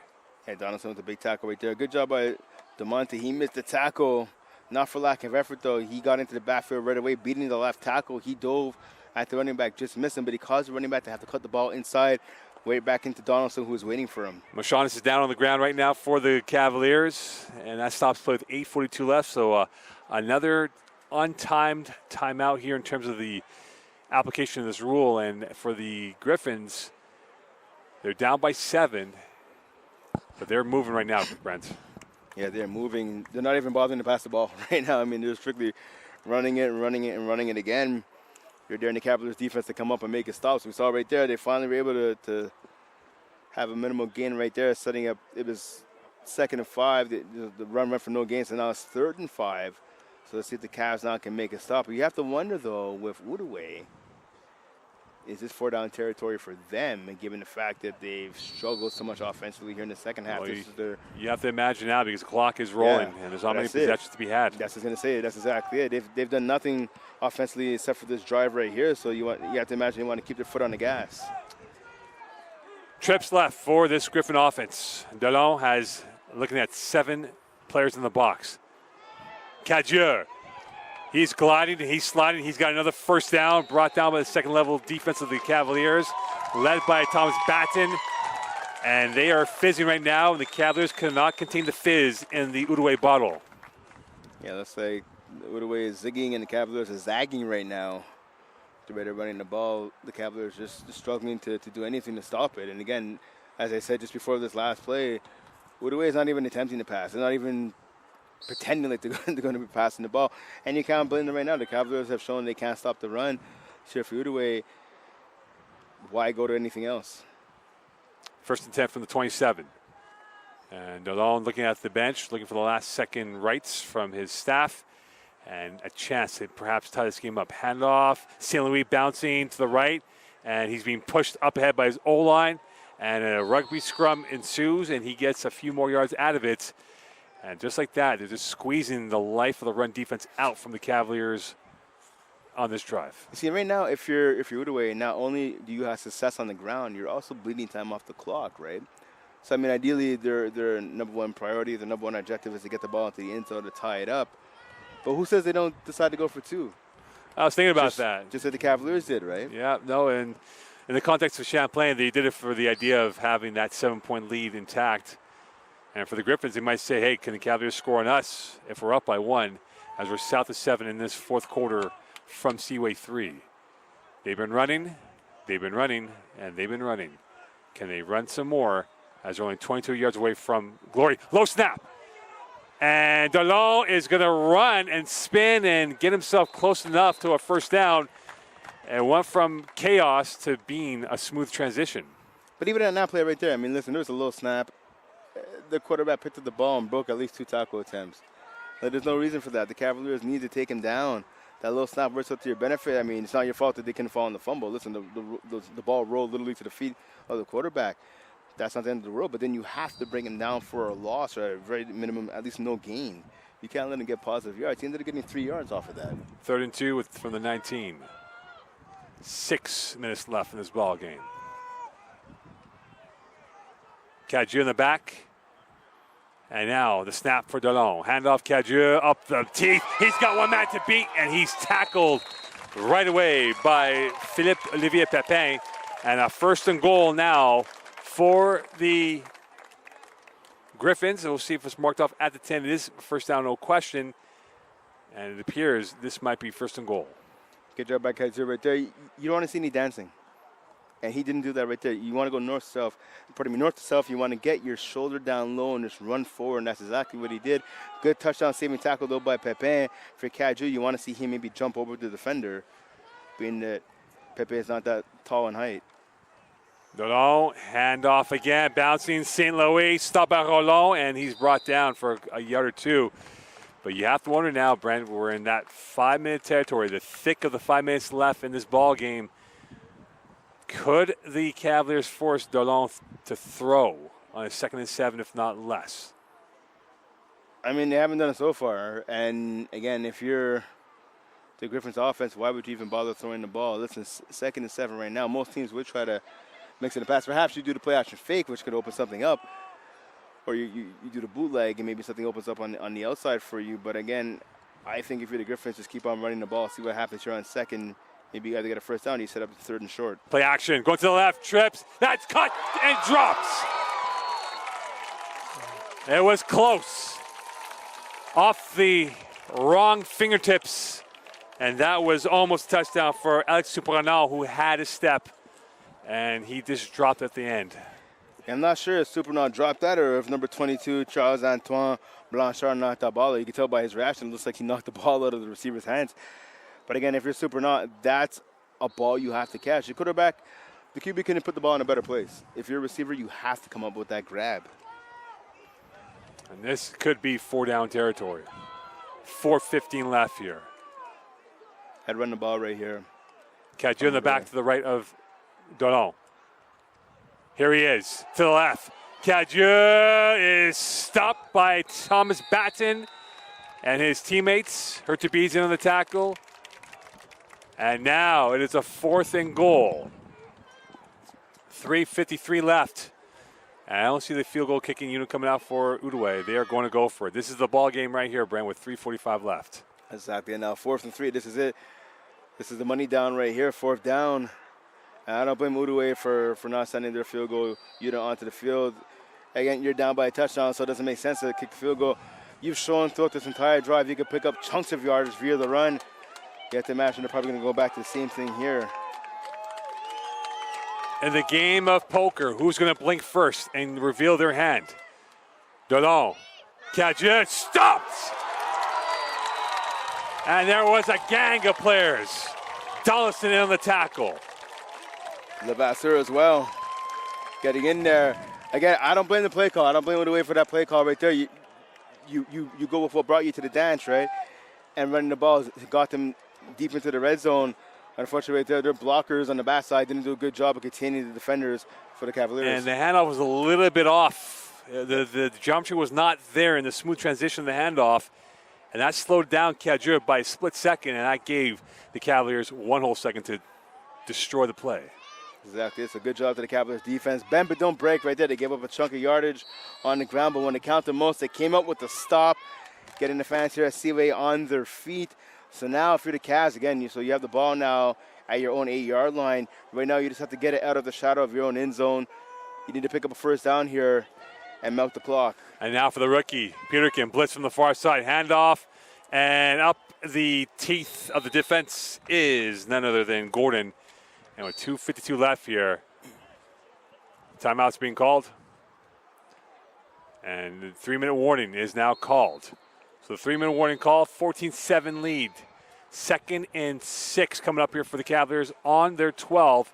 2:52 left, and Brent, it might be this one route, and that is running the ball for the Cavaliers. That's exactly it. So right there, unfortunately for the Cavs, the Griffins, they got an extra timeout right there with the 3-minute warning, right? And I believe right now Outaouais has, I think, 2 of their timeouts left. So, I mean, right now the time isn't as big of an enemy of the Griffins as you would think. But talking to your point, Mo, right now the Cavs just keep the ball on the ground again.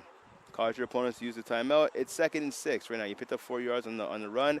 Ideally, you pick up a 1st down here, and that helps you a lot. But even if you don't, let's see you pick up 2 or 3, only 4 yards. Run the ball even on 3rd down as well.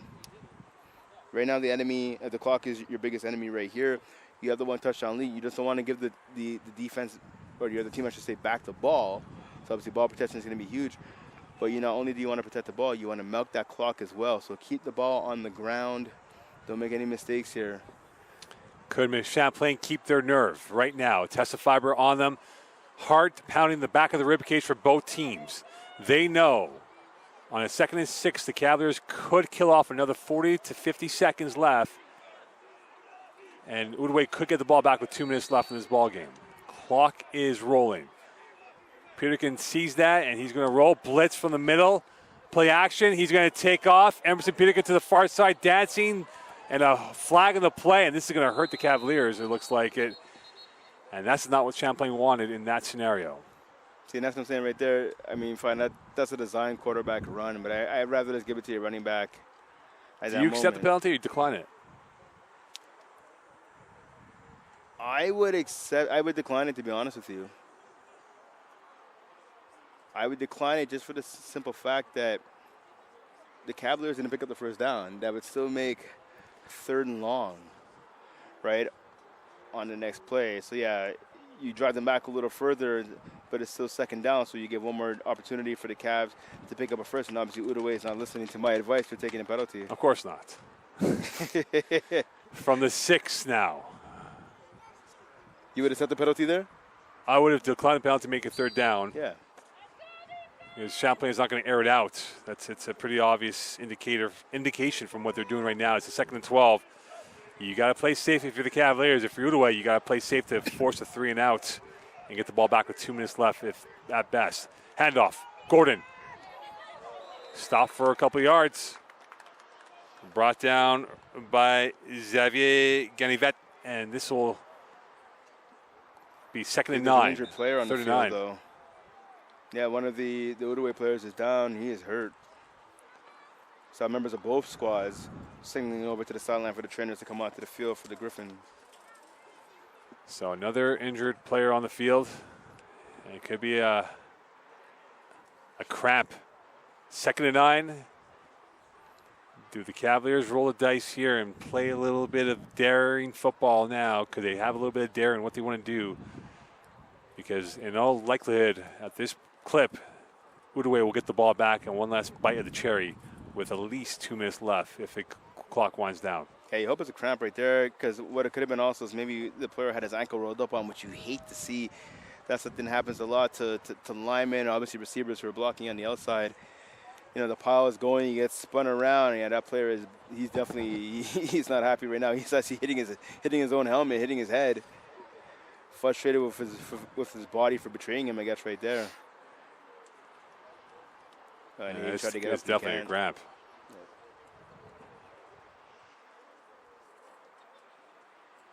They always say hydrate. 48 hours out from a game.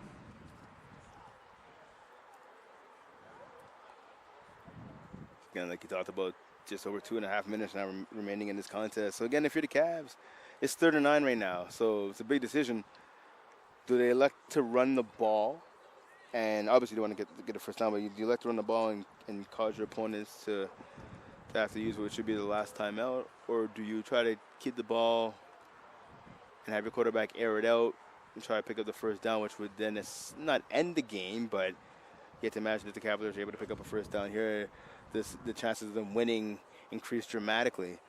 So interesting choice right here for head coach Sean May to see what he's going to call after this injury timeout. Well, they're in the neck of the woods that Outaouais would love to be with their offense, which is at the 10-yard line. But the Cavaliers, if they can get 10 more yards, they could kill off this game.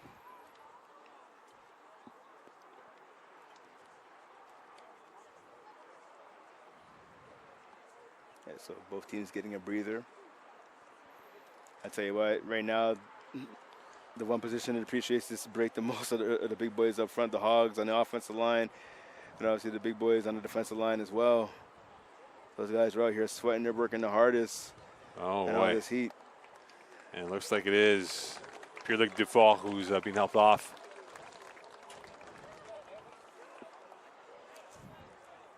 We're going to see a substitution made now for Dylan Ashley. I think they're calling in some players to help him out to get back to his bench. Right now. So 7. That could be upwards of 14% of your roster being down. That's the thing. I mean, listen, it's going to be a long run back to Western Quebec for Outaouais. I imagine they're going to be going through a lot of ice packs on that bus ride home. Stopping by a gas station. But right now, they're going to get a stop here on 3rd down. Cavaliers up by 7. Champlain has scored 14 without reply from the Griffins. And now Emerson Peterkin. The spotlight is on him, the central figure to this Cavalier renaissance in the second half.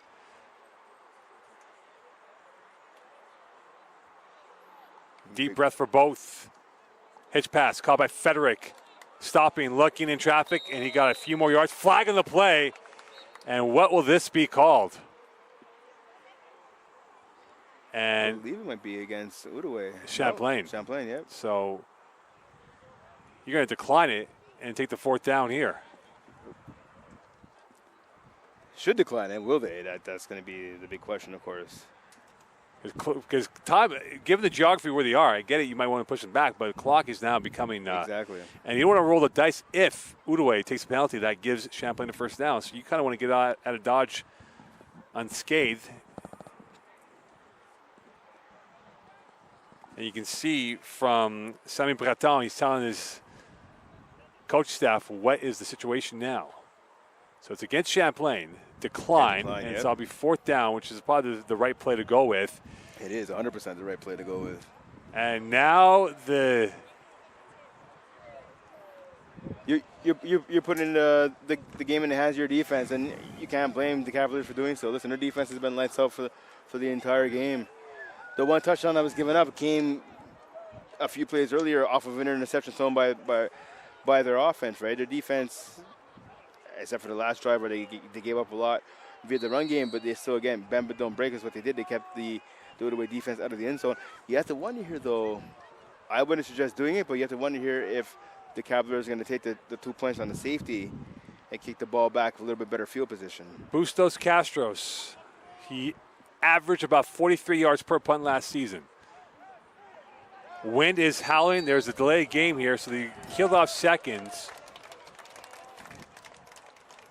And Brent, you might be right onto something here. They might kill off some more seconds here. They're going to probably roll the dice and give the field position back to Champlain and challenge Outaouais to go beat us if we give you the 2 points and a chance to win the game for the Griffins. Yeah, so late substitution by the Cavs led to that time count violation penalty. That was Jaden Ralph, the running back, number 20, coming onto the field late on the punt coverage. So, yeah, I mean, listen, you hate to give up points to your opponents, but giving up the 2 points here to make it a 14-9 game is a smarter choice. Because let's say you get the punt off, they're getting the ball, a worst-case scenario, midfield, probably even before that. If you elect to go with the punt, you give it the 2 points in the safety. There you go, smart move here. They're going to run. They kill off 3 seconds, 4 seconds, 5 seconds. They kill off 9 seconds, but there is a flag in the play. And Champlain wouldn't mind redoing this again and killing off more seconds. Yeah, that's exactly it. Champlain right now is hoping to penalties against the Griffins. And in fact, too many men on the field for the Cavaliers. Yeah, I think special teams this week is going to be a focus for the Cavs. We talked about not only the 2 missed field goals, but we've seen multiple times they've had too many players on the field. They're not sure who's supposed to be on which special teams unit. Dalton English is the special teams coach. He's going to be drilling in the home to his players. To match is starting at practice this coming week. So they'll get the ball. They decide to take the ball at the Outaouais end. 1:36 left. 5-point lead. If you're neutral of this sport of football, you are enjoying this. If you're a fan of either side, you have no nails left with 1:36 left. 96 seconds away for victory from either side. Do the Griffins have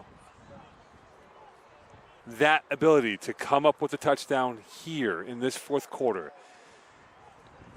They've been taking body blow after body blow, but now they have a chance to give the knockout shot to the Cavaliers with 96 seconds left in this fourth quarter. What are we getting the ball at their own 35? It's a difference of 40 yards right there. DeLong going deep corner. Almost picked off. Hurtubise had a hand on it.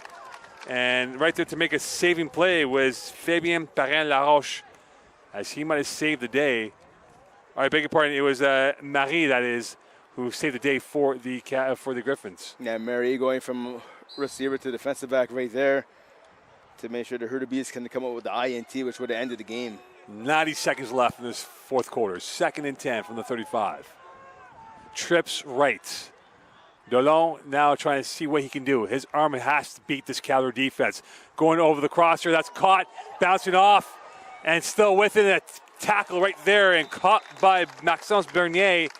As unfortunately for Lavasseur, his superpower tackle didn't really help out, but he got saved in the end by his teammates. Yeah, Blanchard, I tell you what, right there, Lavasseur owes Blanchard a Gatorade or something after the game, a sandwich or something. He saved them.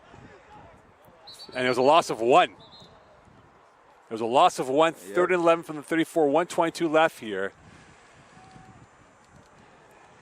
And Dalon might have to channel his inner Tyrod Taylor in this juncture of the game. Yeah, right there. Dalon looking like Jimmy G right there. Jimmy Garoppolo, captain check down there. He's going to have to air it out.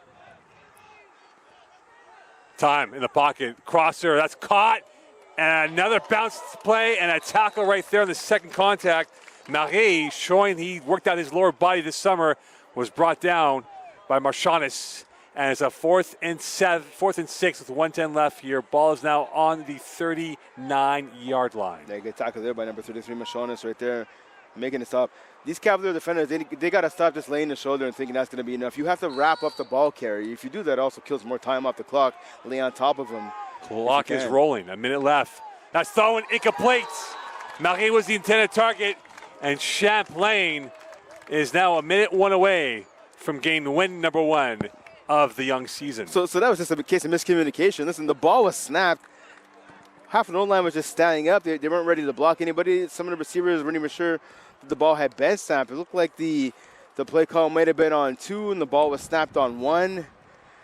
And just a mass miscommunication between the members of the Outaouais offense, and that could have come at a worse time on 4th and 6. You give the ball back to your opponents right here who now have a chance to ice the game, and the Cavaliers sideline is jumping up and down in glee, realizing they are 61 seconds away from getting the W here. But that mistake couldn't have come at a worse time if you remember the Outaouais Griffins. Now 61 ticks away from victory. Handoff. And a stop by the front 7 as Ralph was taken down by, you can name it whoever you want. You can go with De Pasquale. You can go with his other linemate in number 53 in Boyer. And this will stop clock with 57.3 left. No gain on the play. And good job there by the rookie running back in rough of protecting the ball. You get both hands and both arms over the ball. You know they're trying for the strip. Right? One defender tries to hold the running back up, tries to make contact to stop him in his tracks, and the other ones are trying to rip away the ball or poke it out. Good job by the young RB at protecting the ball. So this game is not over yet. Still plenty of nerves. The question now is, could the Cavaliers close out this game? And this might be a long bus ride home for Outaouais, knowing what if.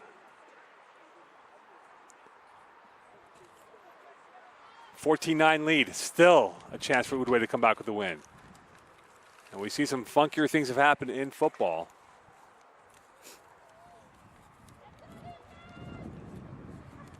And we see some flukes happen in football as well, when you think about it. Like Mocon's Raiders getting a W.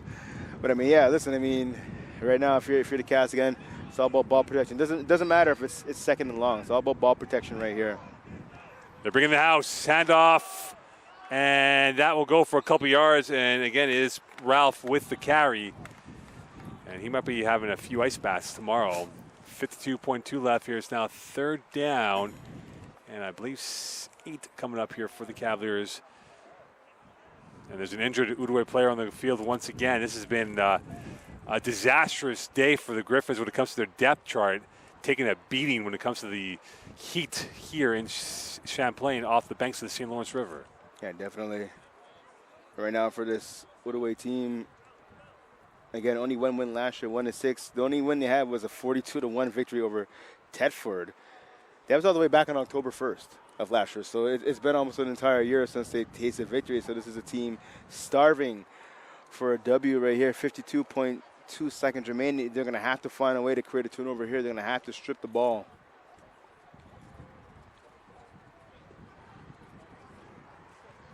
You either got to poke it out, you got to try to rip it out, strip it away from the ball carrier. They're going to have to do something. Because I understand right now, it's 3rd and 8, it's 3rd and long, but they don't have any more timeouts left. And if you're the Cavs, obviously you just want to run the ball down your opponent's throat. If you pick up the first down, great, but even if you don't, you're going to punt the ball back. You might have enough time for one play, but probably even not with only 52 seconds remaining. Yeah, we're approaching 3 hours now in this game. Games are usually about 2:20 or so. So it's almost a 3-hour mark here. And if this game, and it won't go into overtime because, again, if Outaouais does score, it would put this game out of reach, perhaps. But if this went beyond 3 hours and went to overtime, I don't know how many able bodies would be able to play the remainder of the game. Yeah, definitely. I mean, listen, the first game of the season, part of me is trying for both teams, but again, in this heat, it doesn't help matters. Again, we talked about throughout this broadcast, there is a wind, luckily, on the field, so it's helping out a little bit, but it has not really saved any of the bodies from dropping for Outaouais. 3rd and 8 from the 37. Peterkin sees the clock, waiting for the referee to blow it in. And away we go. Oh, bot snap. and he has to eat it. It's the highest of highs as a rookie quarterback and the lowest of lows, and another Griffin is down on the field. And this time it is number 33 in Maxime Frenette. Yep. Oh, he finally gets up now. So that's the good news. And now Champlain will have to punt this ball away. 48.4 left. There is only one course of action on 4th and 16. But now, if you're Outaouais, do you send a full breach? I wouldn't. I would actually set up for the return. I try to get some blocking down for the return. They have an electric returner back there with the ball in his hands. I would let him do his things. I'm in the block. Yeah, I mean, it could happen, but then if it doesn't, you're not going to have much blocking for your returner. And you need to pick up some yards on this return. Bustos Castro, I beg your pardon, has the biggest kick on his toenails. Could he boom off a kick and pin Outaouais deep, deep, deep in their territory? 32 seconds left. Clock is rolling. The snap. The kick is up. It'll be a choppy one. Takes a bounce in favor of the Cavaliers. Right into the hands it goes. To the far side it comes. And stopped with 21.6 left. And right now for Outaouais, they have a long road ahead of them. You see, and that's what I'm talking right there. So, yeah, Mikael Kenny, they're back on the return.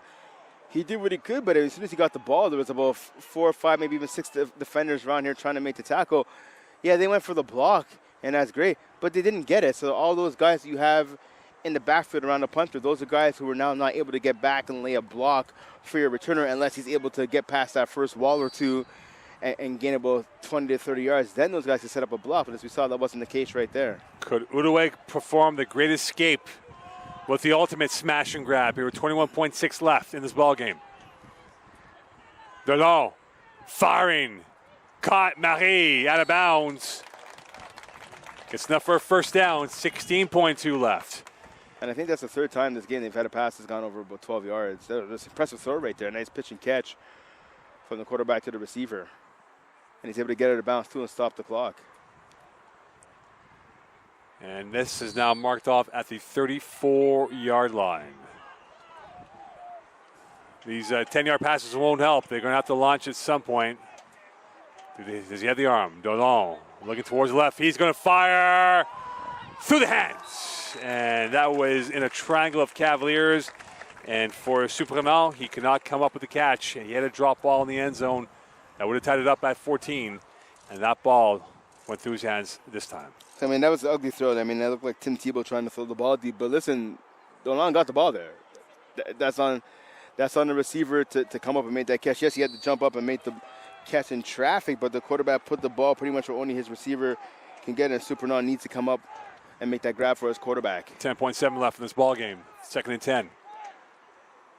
Pressure, rolling, evades, looking, throwing, through the hands again. 3.4 left in this ball game. And that was intended for Felix Demers. And now they're down to the last roll of the dice. Last action here. So Demers was there. I believe there was another player as well.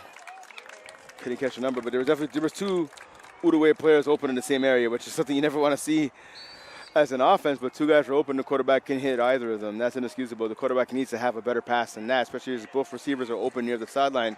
They could have got the catch, got the first down, and got a bounce. Pending penalty, if there is one, this could be the last play. And the Hail Mary. And deflected by Hawksby. And that is it. The Cavaliers escape with a victory. They went 14-9 over the Outaouais Griffins. Yeah, good play there by Hawksby. We saw Hurtabias was like, hey, what's up? I was going to come down with the INT on that pass. But in the bigger picture, obviously, he'll exchange that would-be INT to get the W here. So well-deserved W. Second half performance for the Champlain Cavaliers, starting off the season on the right foot. Champlain wins 14-9. Emerson Peterkin coming on in relief in the second half. And they didn't look back in how this game played out for the Cavaliers. And now the biggest question is for the Cavaliers, a week to consider and reconfigure who will be taking snaps next weekend. I mean, listen, one quarterback. Yeah, I mean, listen, De La Salle came in, he tried to do some things. Unfortunately, it just didn't work out. Again, he was a victim of drops. and some bad passes, obviously by himself, especially that INT.